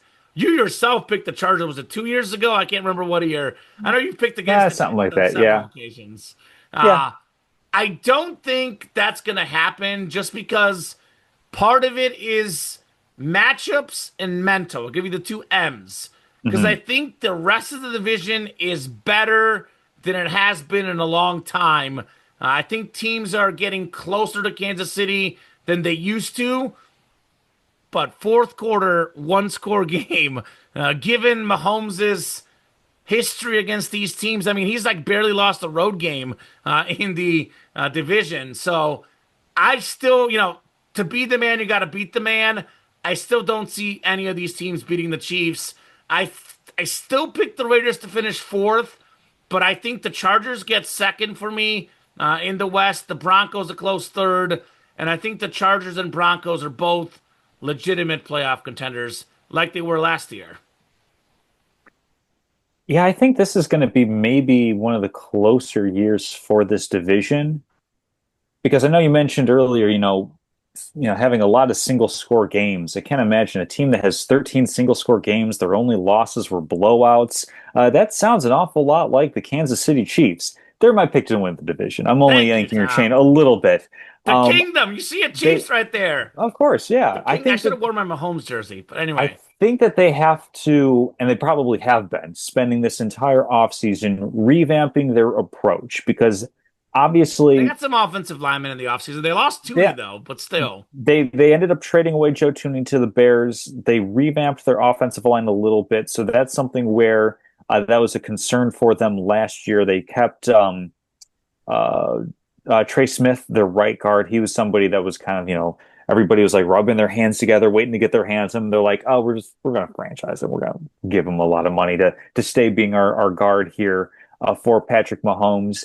Uh, this is a team that out the gate might actually struggle a little bit because with Rashee Rice, I think it actually works out nicely for Rashee Rice missing those first 6 games and taking the suspension early on in the season. Because let's not forget, he's recovering from an injury still. So this is almost a scenario where if he had played the first 4 or 5 games, maybe isn't 100% back into to full on shape, then maybe gets suspended later in the season. That's a whole disruption. Chiefs know everything that they need to know now about the Rashee Rice situation. It's take these next 6 weeks. You're going to be suspended. You can't practice with us, but you can continue to work out, get yourself in shape, hit the ground running for us later on in the season.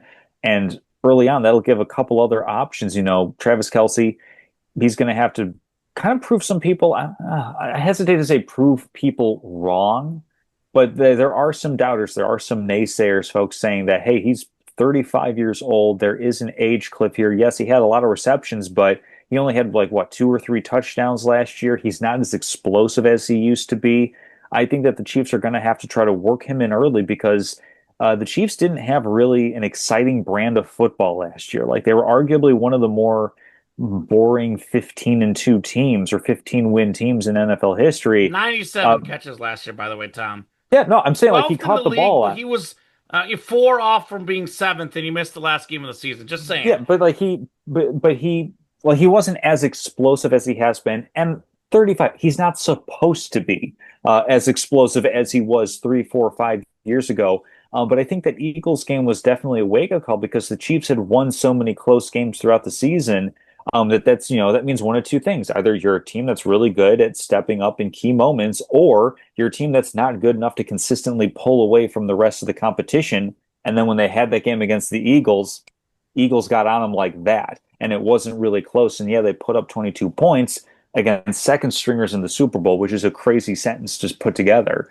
I think that the Chiefs are going to win the division this year. But like you said, the Chargers have gotten better. They've worked really hard on that. It's going to hurt that they're missing Rashawn Slater, their star left tackle, out for the season. They're shuffling the deck chairs a little bit, but that's definitely going to be a bit of a hit.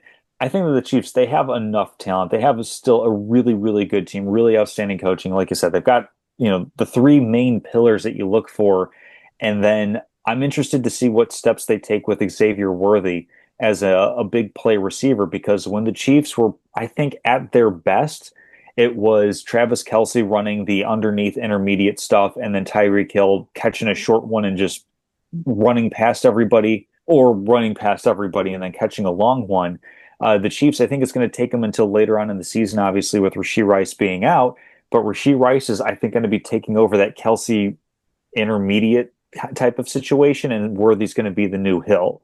So that's kind of what they are probably going to be looking to recapture, That's pretty because they, deadly, by the way. Rice, Worthy, and yes, Kelsey. That's absolutely. pretty good.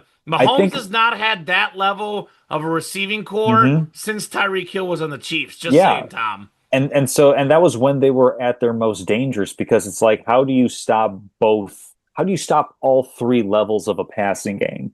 Usually you try to pick one and you just live with a team, just hammering you with the other ones, and you try to hope that you're going to have some success there. But if the Chiefs are able to do some things, and again, I think it's going to take some time in the season. I don't necessarily think they're going to be the top overall team in the AFC, just because there's two other really incredible teams out there with the Bills and the Ravens, in my opinion.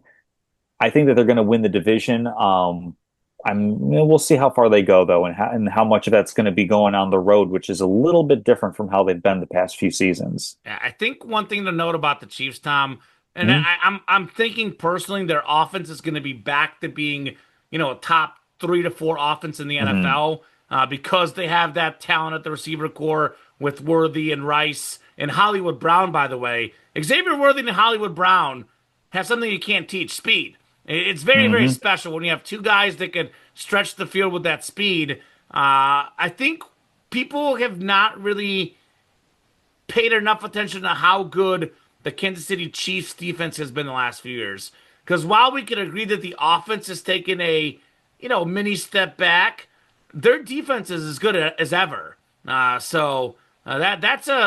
a pretty good defense there that can cover a lot of holes, especially while the offense gets healthy or comes Mhm. back from suspension, gets accustomed to things. Noah Gray, by the way, talk about Travis Kelsey. Noah Gray, the heir apparent, he's pretty good too. Look out for Kansas City. Let's talk Mhm. wild cards, Tom. I'll Yes. start off by saying there's a teeny tiny outside chance, if Mhm. Hill and Tua stay healthy to discover magic. But I'm just going to go ahead and say there's no AFC East or AFC South wild cards. Mm. You agree with that? We'll see.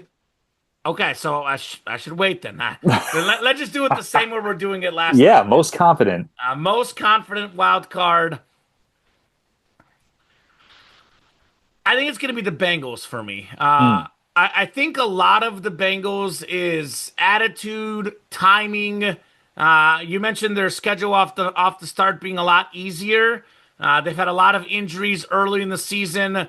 I know we had the Hendrickson thing this year too, so technically they had that, but the Jamar Chase contract situation was a sort of a massive distraction last year. The Joe Burrow injury early in the season, a Mhm. massive distraction. You can tell that they want to not have these slow starts because Joe Burrow and Jamar Chase have played in the preseason and they've played really well, by the way. So, a lot of question marks about their defense. I'm not ready to call the Bengals a legitimate Super Bowl contender. I know they're the only team, actually, other than the Eagles in the Super Bowl and Tom Brady, the only quarterback or team that's beaten Mahomes in the playoffs is the Bengals. I think the Bengals defense is considerably worse than they were a few years ago. So I'm not ready to put the Bengals as a legitimate Super Bowl contender. Really do think there's 3 teams in the AFC, the Chiefs, Bills, and Ravens as the legitimate contenders. But I think their offense is just great enough. Joe Mhm. Burrow and Jamar Chase are that great together with an easy schedule to start the season. I think the Bengals will score too many points. They'll outscore teams. They had some bad luck last year. A couple missed kicks, which they got to fix that. But, talk about losing close games. Well, they lost a lot of close games last year. Mhm. There was a lot of like fluky situations, a lot of 50-50 calls. Even the Chief game early in the year with the penalty call, which I think was the right call, by the way. But like, it Mm. seemed like a lot of the 50-50 scenarios kind of went against the Bengals last season. That does flip year to year. So the Bengals, not ready to call them a legitimate Super Bowl contender, Mhm. but I am ready to say that with Burrow, Chase, and Higgins fully healthy this year, they're going to be a playoff team. My number one most confident wildcard team, the Cincinnati Bengals. Yeah, for me, since we're already talked about the Bengals, I'm going to start actually with my second most confident preseason team, because I agree with everything you're saying. I think that they're going to have the MVP of the league this year in Joe Burrow. And I think that their defense got to figure out a way to stop the run. I think that there's still a lot of problems that they have there, but their offense is going to be able to put up enough points, I think, to kind of paper over some of those mistakes, paper over some of those issues, rather, I should say, as opposed to mistakes, to get this team into the playoffs. They're going to be forged with a really tough schedule going up against the NFC North and, of course, playing within their own division. But I mean, you can get the Browns for 2 games for crying out loud. Like, They do have a bad history against the Browns, though. I will say that I think they yeah, might buck that they'll trend buck it. this year, but they Yeah. do historically, for whatever it's worth, Hmm. do struggle against the Browns a little bit. The Bengals. Yeah. So Bengals are my second most confident team. My most confident wild card team is going to be the Chargers. I think that Okay. they pose a legitimate enough threat to the Chiefs this year. Those games are going to be absolutely electric. Uh-huh. Um, Ooh. Sean Slater Well, being injured, yeah, being in Brazil, electric. yeah, that's gonna be a lot of fun. Um, Slater's injury on the offensive line hurts a good bit, but they invested at the running back position. They go from J.K. Dobbins and Gus Edwards that they were fine running backs, but their yards per carry wasn't necessarily great. They weren't really Well, explosive running Dobbins backs. was, but he was always injured. Yeah, I think his yards per carry was like under 4 though. Like I think he had some big No, plays, no, but look he it up. He wasn't. was 4.6 last It was year. 4.6 last year with the Chargers. Okay. Yeah, he's really maybe even higher. He's really good. He just always gets I injured thought it was though. I thought it was I thought it was lower than that. I could very well be mistaken, but getting O'Marion Look it up. Hampton, I mean, this is an old-fashioned bell cow back that they picked up after signing Najee Harris, who I think is a stop. 4.6. Well, nicely done. Yeah. Maybe it's the season prior then. Well, the year before he was low, but he barely I, played in I, I may have Baltimore. yeah, I may have misremembered that. But that's okay. But yeah, They I got a think good that draft pick, Hampton. UNC kid. yeah, yep, absolutely. And so I think they've got. I mean, it always feels like they have good talent on defense. It feels like they're always just like a half step or a step behind the top teams in the conference. But I think that the AFC is actually very top heavy, and so I think that they can, there's not really a ton of depth. So I think Chargers are really, really solid, in my opinion, safe pick to be in the wild card. So that's 2 of my 3. Yeah. I'll give you I'm my gonna second save one. I'm gonna save my third one for the last year because Okay, I think yeah. you're I going to have the enjoy it. Chargers in my number two most confident. Mhm. Actually, they're close there with the Bengals. So Yeah. we're kind of on the same page. We flipped the two teams. Chargers number one scoring defense last year in the NFL. Mm. Very, very good defensively. They have a great coach in Harbaugh, a very good quarterback in Justin Herbert. Obviously, I think Lad McConkey had a really good rookie season. He's a very solid receiver. Or Marion Hampton could be a very solid running back. They need a little bit out of whether it's Quentin Johnston or whoever, and that number 2, 3 receiver spot Yeah, to like kind of Keenan back up Allen or Herbert. somebody. That's Hmm. something they're sort of lacking. But you have a defense that good, a coach that good, and a quarterback that talented. The problem with them is always the classic Chargers gonna Charger because I know like there's this. I try to think to myself that each season is different.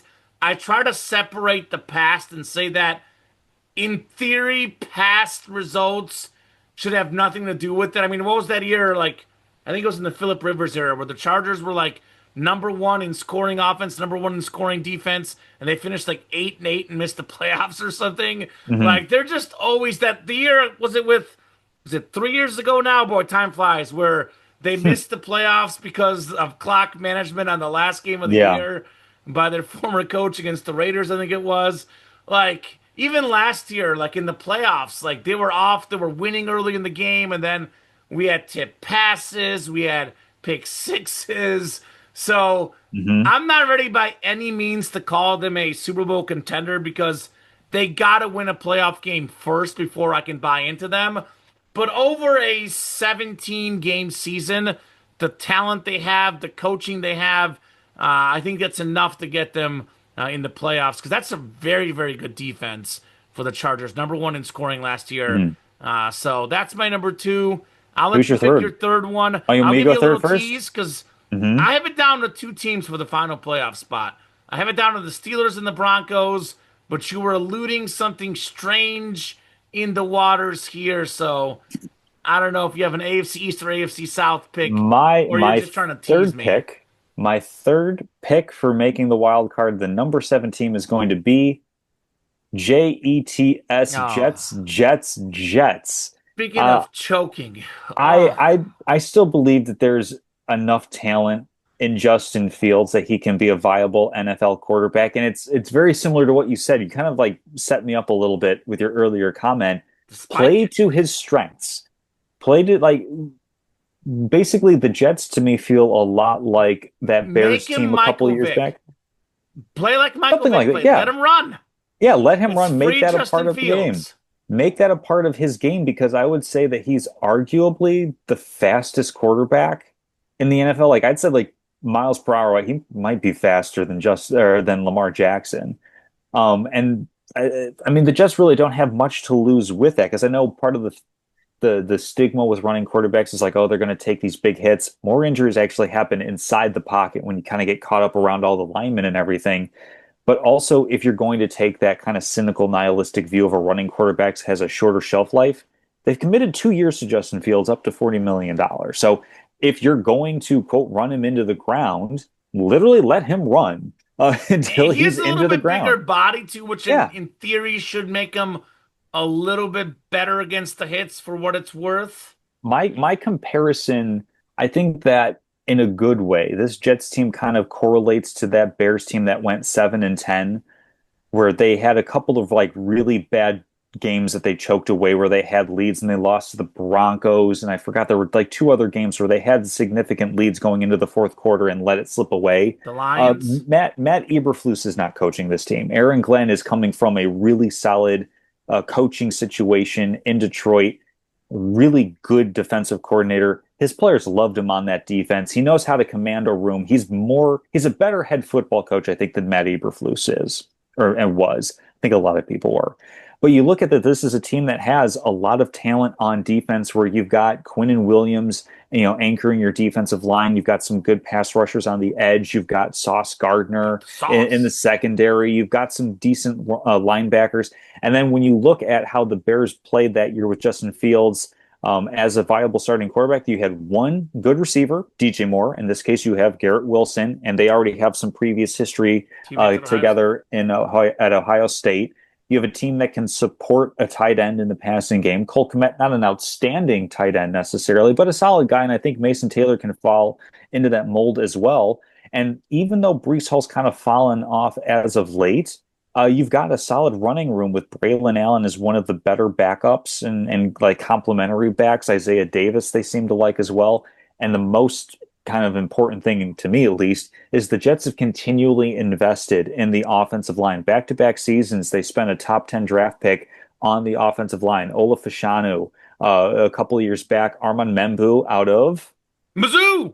University of Missouri. Missouri, In baby. addition to Elijah Vera Tucker, he's a first And they round have pick. Harrison Mevis, Tom. Hmm. Mizzou's Wait, former kicker. did he make the team? I hope so.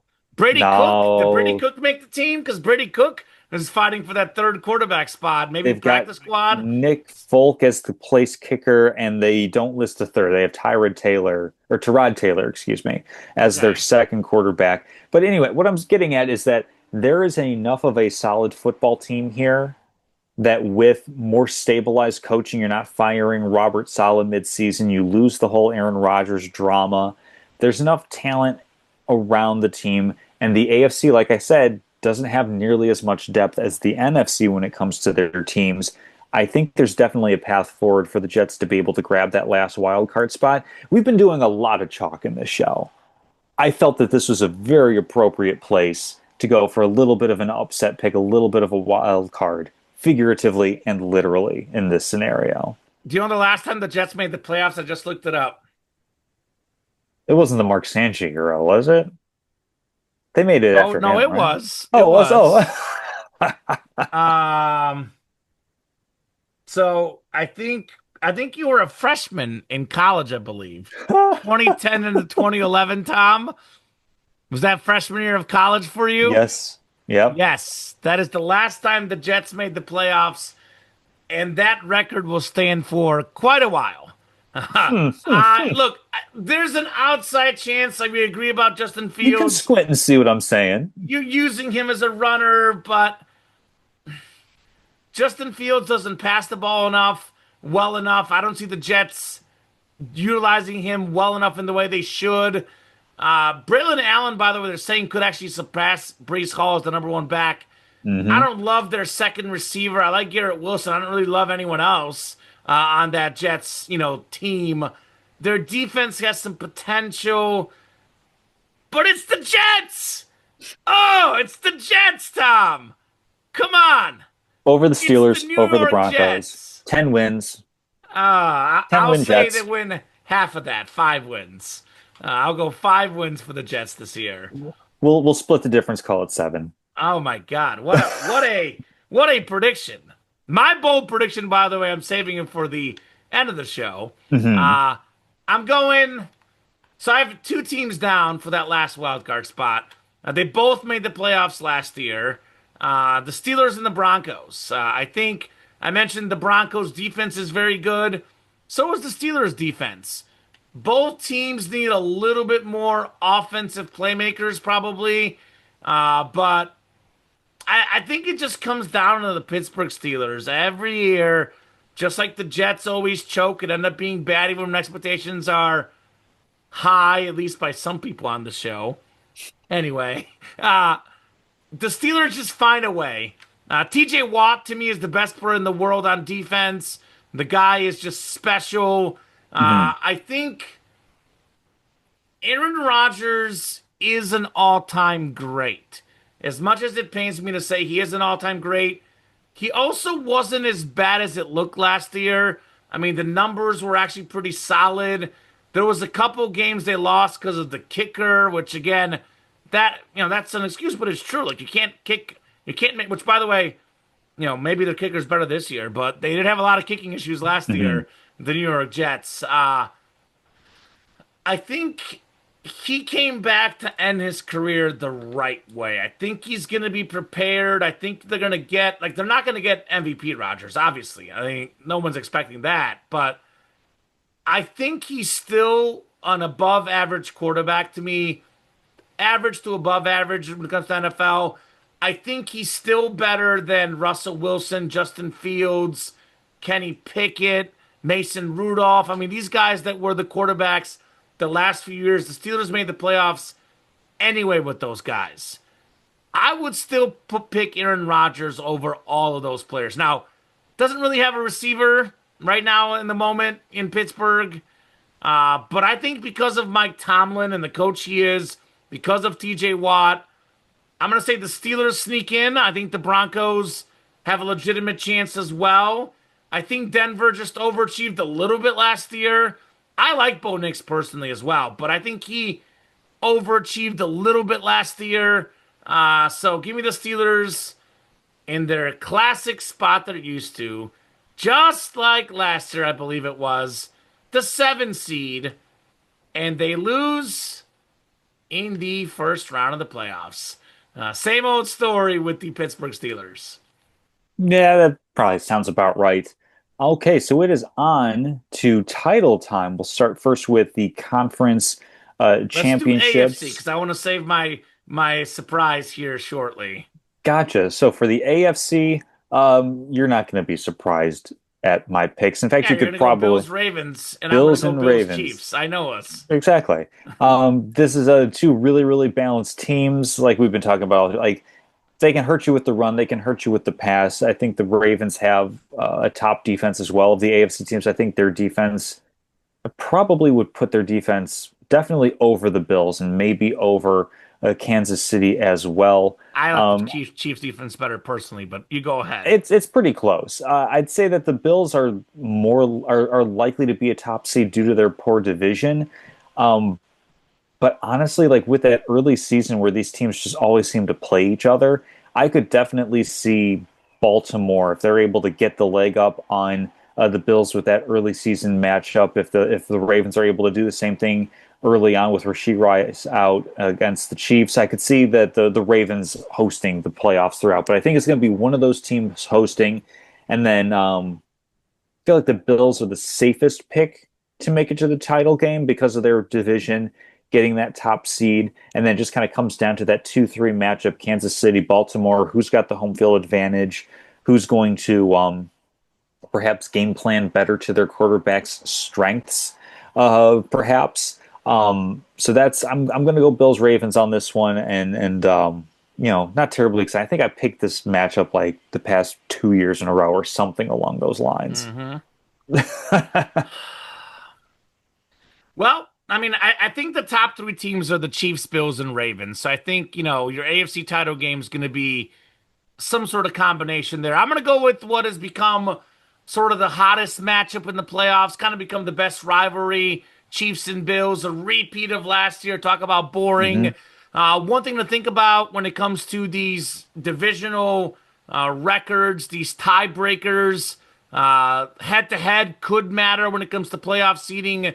The Ravens play in Buffalo and the Ravens play in Kansas City this year. So Hmm. let that sink in. That could be something that really, really hurts them. I also think the Chiefs, you know, it's different in the playoffs.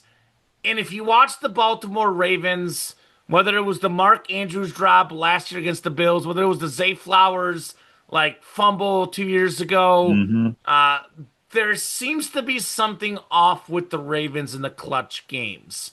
If this was a regular season best of seven, I could see picking them over the Chiefs. I think it's just like the Chiefs are a far more clutcher team than the Ravens to me, and the Bills for that matter, because I think Buffalo is one of the most interesting stories in the history of football, Tom. In that, I think their defense are the classic stat patterns. I want to Mm. say last year they might have shut down the Jaguars. You look at the regular season stats, and the Bills' defense is always really, really good in the Hmm. regular season. When the playoffs come around, that defense goes to hibernate. Josh Allen is. Do you know Allen's touchdown to pick ratio in his career in the playoffs? Not even counting rushing touchdowns, Tom. No, I didn't look that up. 21 touchdown passes and 5 interceptions. It's pretty good. Josh Allen has been incredible in the playoffs, yet his record, Tom, is 7-6. Do you want to hear the amount of points the Bills have given up in their playoff losses with him as the quarterback? Here's the A lot rundown: more. 32, Hmm. 27, 27, 42, 38, and then his one respectable defensive performance, his rookie year, 22, or second year, whatever, his first Hmm. playoff game. So It's not great. their defense against the Chiefs, against the Bengals, against the Ravens, against the good offenses, the good teams in the playoffs, they always fold, Tom. Yeah, you Hmm. might shut out the Jaguars in the regular season. You might shut out the Jets. What do you do in the playoffs? I have absolutely zero trust in the Buffalo Bills defense when it comes to the playoffs. I think we've seen it with Kansas City. You brought something up earlier. The team is either really, really clutch or they're not good enough to kind of blow past anybody. I look at the modern NFL right now, Tom, Hmm. and maybe the Eagles could be the exception, but every NFL team right now, I don't think we have a single all-time great team in the NFL right now. There's a lot of parity. There's every team's got some sort of weakness. Again, the Eagles might be the exception, but Hmm. there's so many close games. I think the home field advantage seems to be less important than ever. And I really feel that if you're going to beat the Chiefs, you better blow them out. Because you've seen what happened in the playoffs, with the exception of that one bad second half against the Bengals. Maybe the first year Mahomes was in the playoffs, where you want to talk about Chiefs and the refs. The Chiefs got hosed by the refs in that first AFC title game against the Patriots. With maybe one or two exceptions, uh, other than that Bucks Super Bowl where they got blown out, or the Eagles Super Bowl, if it's a close game in the playoffs, the Hmm. Chiefs are always going to win. And I've watched a lot of Bills and a lot of Ravens and a lot of, Chiefs against the Bills and Ravens. And I've never seen the Bills or Ravens clobber the Chiefs ever. Like it's two teams the Chiefs are very comfortable with. even though the Bills can somehow beat the Chiefs in the regular season, they've never beat them by 2, 3 touchdowns. Mhm. So I think in a close game scenario, I'm a lot more comfortable with the Chiefs personally. And you want to talk about the quarterbacks? I like Mahomes better than Allen and Jackson, but I also like Mahomes' defense better. That Kansas City defense is very, very good. I think the Chiefs have. I mean, look, McDermott and Harbaugh are very good coaches too, but Hmm. I think Aiden Reid's a better coach than them. So I think the Chiefs are more of a winner. Now, sometimes all it takes is once to do it, and there's this sort of like confidence that builds off of that. But I say it every year when we do these predictions. You gotta to beat the man, you gotta beat the man. And Lamar Jackson and Josh Allen have zero Super Bowl appearances between them combined. Hmm. So they might have three MVPs, and it's not even them; it's the team too. Those teams, the current teams, because it is a team game.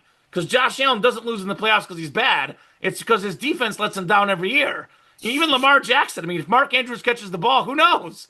You know, Hmm. but there always seems to be something off with those teams in the clutch moments. Even like, forget the inch, play. I mean, if you want to talk about like, don't leave it up to the refs and inches, get the first down clearly. That last play, by the way, the tight end, they should have caught the ball. Hmm. Make the play. The Bills and Ravens do not make championship plays, Tom.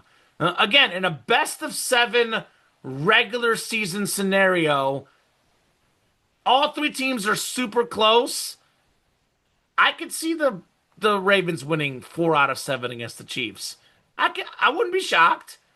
But in that big game, the AFC title game, the AFC divisional round, it's a been there, done that with Mahomes and the Kansas City Chiefs. It's a been there and failed situation with the Ravens and Bills. Now, if the Ravens and Bills can convince me, if they can finally beat the Chiefs, I promise you, Tom, there will be a day on this show where You I do don't not pick the pick. Chiefs to win the Super Bowl. There will be a day where I will not be biased, but I will never not pick the Chiefs to make the Super Bowl until someone beats them in the AFC. The Bengals got them once. Lucky Mhm. season two. Lucky. I mean, that was a crazy game. The Chiefs should have closed it at the half. Until I see them lose to the Bills and Ravens, I can't not pick the Chiefs. I'm going to put the Sure. Bills in the AFC title game against Kansas City because I think it's week one. I think week one, the Bills beat the Ravens head to head because it's in Buffalo. Hmm. Sunday night football game, by the way, it's going to be epic. And I think the Bills have an easier division in the AFC East.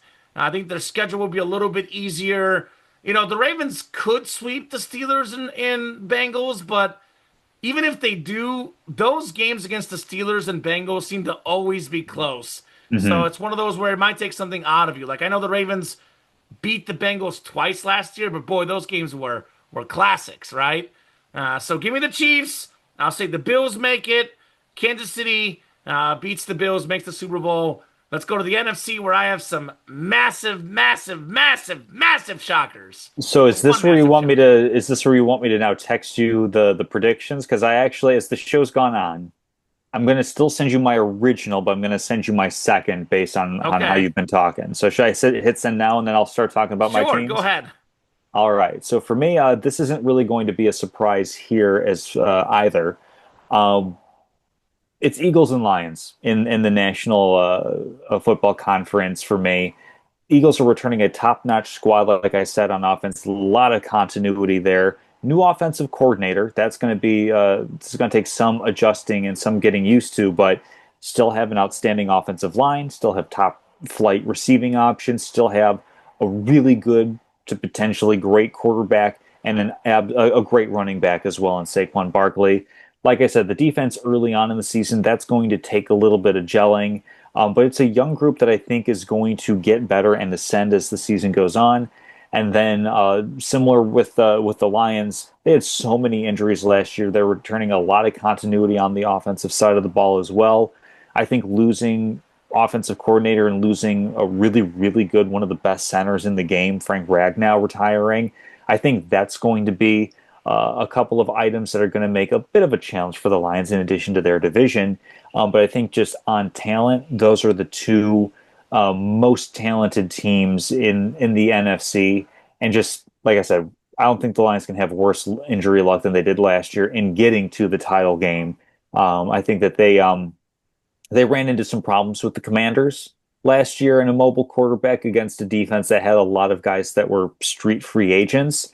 I think a healthier Lions team is going to be able to execute, is going to have better talent to execute a game plan against a quarterback like Jaden Daniels, and I think that they'll be right up there with the Eagles. So not terribly interesting because these were two of the favorite teams last year as well, but they continue to be good. So for me, I don't really see any of the other options as being super viable. You could probably throw 49ers in there or something like that. But I think they're, like I said earlier, they're going to be in the playoffs more because of that easy schedule. I think that Lions and Eagles are more talented than the 49ers or any of the other teams in the NFC. More or less, I more or less agree, but I've Hmm. gone very chalk, so gotta have an upset Of somewhere. So course. first off, I'm gonna pick the Eagles to get the one seed in the NFC and make the NFC title game. That's the non-surprise. I Hmm. think they have on paper probably the best roster in the NFL, Yeah. but I think it's very hard to do things in back-to-back years, and I want to have some fun, man. I want to make an upset pick. Hmm. So the two seed plays the three seed in the division round, and it would be they would play the one seed in the Hmm. NFC Assuming title that they game. both win, yeah. Yes. So I have the Lions in the number two seed. Everything you said about the Hmm. Lions, I agree with. They're a terrific football team, but I'll pull a page out of the Tom Casselman page chapter here. So Uh-huh. first off, this is what I had written down as the team you thought I would make the surprise pick. So I had written down as the Commanders Yes. as my Which is what Tom I Casselman surprise. That's what I chose. What Yes. what you wrote to me, let me pull up our text messages here. You have it down as Chiefs Commanders before the show, but you said you weren't as big on the Commanders, so now I'll say Chiefs over Rams. So we've been doing this show for how long now, Tom? We did it for We're on like season 6. season six post Uh-huh. college, which we did for what, 2, 3 years as well. Yeah. We know each other So pretty well. I think we know each other pretty well. So, by the way, I could have definitely picked your conference title game as well. Oh, So, yeah. yes, you're in fact correct. I have the Rams making the conference title game. I have the storyline of Matthew Stafford Hmm. knocking out the Detroit Lions. I do think the Lions will eventually get there. They beat Stafford last time. I look at Hmm. this as sort of like a last hurrah for Matthew Stafford and Sure. Devontae Adams. I think they both could be pretty good players for another 3 to 4 years, but this might be their last chance where they're maybe in the last year or two of their sort of Hmm. prime-ish part of their career. And I think Sean McVay knows that. One of the smartest football minds, not to mention the last of their prime is kind of peaking with Puka Nacua entering his prime. Kyron Williams entering his prime. We saw the Rams, was it what, 3 years ago they won the Super Bowl? Hmm. Sort of in that win now mentality. Yep. I think they're going to channel a lot of that right now this season. I also look at like they were very close against the Lions. You know, a game in Detroit. I think Matthew Stafford feels comfortable winning in Detroit. Put Matthew Stafford in the dome as well. Devontae Adams knows how to beat Detroit as well. Sean McVay, one of the best coaches in football. Coaching matters a lot in the playoffs, Tom. Again, regular season, 7 game series. I think the Hmm. Lions are a better team than the Rams. But in the playoffs, the Rams squeak past the Lions. And you want to talk about matchups? The Philadelphia Eagles had one of the most dominant runs in playoff history last year.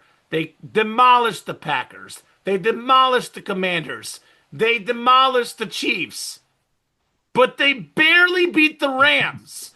A game that the Rams fumbled in, a game that was cold, it was Hmm. snowy.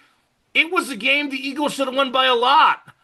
I don't know what it is about the Rams, but they match up well with the Eagles. I think they could actually look at the tape last year. I think like when you're so close, that tape study is what puts you over the top. So again, 7 game series. The Eagles are the best team in the NFL, Tom. but I think there's that championship pedigree of the Rams who have enough guys that have a ton of playoff experience, Hmm. that have delivered in a ton of games. They have a lot of Super Bowl champions. I mean, Yeah, that's Stafford, true. Adams, McVay, they're a pretty clutch team in their own right. So the Rams get a mini upset over the Lions, 3/2 seed. Then the Rams go into Philadelphia, knock out the defending champions. Jared Verse hates Philadelphia. He shuts up those crazy fans. Rams are in the Super Bowl. Chiefs Rams rematch of that 54-51 game in 2018. Ironically enough, Goff was the quarterback then. We Hmm. have the sort of, I call it the Missouri Showdown, even though the Rams are now in LA. I still think of the St. Louis Rams, the Kansas City Chiefs. Give me the Chiefs. They beat the Rams in the Super Bowl. Mahomes wins the MVP. The Chiefs defense outplays the Rams defense. Mahomes and Stafford in the crazy off angle, crazy arm throw matchup. Two of the most fun quarterbacks in league history. Give me the Chiefs over the Rams to win the whole darn thing. I'll give you the opportunity to guess my Super Bowl pick because you're going to get that right too, especially now that Of we've nailed it course, down. Tom. You're going to pick the Ravens over the Eagles. The same Yes, thing you probably sir. did last year. No, I had the Eagles all the way last year. Oh, did you? Yes, I did. That Rats. was one where, yeah, like I think I had the Rams that year. They won over the Bengals. I was like Rams all the way, and then I had Eagles all the way So last you have year. Ravens over Eagles, right? I have Ravens over Eagles this Yeah, year I told you. because it's for me it's a couple different things. It's year two of Lamar Jackson and the Todd Monken offense, and they have enough talent on both sides of the football. You say the Eagles are the best roster overall, top to Yes. bottom. I would say Ravens, I would put as number two in a fairly close one because they just draft so well. They let the board come to them, and they have enough weapons on offense where, like I mentioned, all the Ravens have to do is play to their strengths. All they have to do is say, "Hey, we're going to run Derrick Henry And 20 they to don't do it 25 enough, though. times. They didn't do it last We're year. going to have Lamar Jackson run it 10 to 15 times in a game." Like, don't let it be a pejorative that you won with a running quarterback as your Super Bowl champion. I 100% agree, Tom, but are they going to actually do that? Because they I haven't done think it the last two playoffs. eventually they're Lamar is a going way to better have the passer, Tom, humility. than he used to be, Hmm. but he's still, his best attribute is running the ball. And I feel And like they try even to make him look like a great passer in the playoffs, and that's why they lose in the playoffs. and it's not even necessarily about like not being a great passer because he has improved, I think, leaps and bounds. Yes, It's he has. use enough of the legs of a weapon to then even open up more of the passing, open up more of the running game, have a threat where he's going to be taking it around the edge because then you're going to have to fan out a little bit more as a defense, and then Derrick Henry can just mow you down in the middle of the line. Just bulldoze and outgrit a lot of opponents. I think that they're a really, really good team. I think that they're similar to the Eagles, maybe a little bit less talented. But I mean, I've been like Ravens and Eagles have been my two favorite teams outside the Chicago Bears pretty much my entire life. So it's understandable that I'm going to be picking them in this matchup. And I think that having won the way that the Eagles won last year, where it's like, I mean, Jalen Hurts also has improved as a passer and proven himself as a passer, but they're not afraid to lean into the strength of we've got this guy with massive quads who can really work for us in the short yardage situations, make the big passes when he needs to, but we're not going to just make him a drop back pocket quarterback because that's not the best way to utilize this talent. I think the Ravens finally wake up to that realization, and it's wheels up for the Ravens in Baltimore in winning the Super Bowl this year for my pick overall. All So I right. know that pretty much puts a bow on the show, and the only reason why I'm kind of hastening us to a finish is because, You Common, have a we fantasy are draft. we are 22 minutes away from the let's see, is it still called the Brady Belichick or liars or cheaters or oh no, it's been moved to Common's Brilliant League. I will But yeah, rethink. I think I might have to name the league the Casselman Championship League because that's oh, what it's been the last few years, Tom. And Sack maybe that'll Machine put is you a picking jinx on fourth. you. Reverse jinx it. I don't know. Ellie tried to jinx me last year, and I don't think that went overly well. But Well, you never lose, Mr. Fantasy over there. yeah, All right, we'll well, we'll see. Yeah, let's Sack wrap up the Machine's picking show. Great fourth. show as always, Tom. We'll check in Indeed. probably in a few weeks at some point. Looking forward to the fantasy draft. Kind of a Tom Kamen hangout this week on Saturday. So thank you so much to anyone that's going to watch, listen to this show. Definitely looking forward to revisiting how good or bad our picks are come the end of the season, but Oh, I always, wrote them all always a down. blast. So thank you, Tom. Have a good one, and we will see you soon, my man.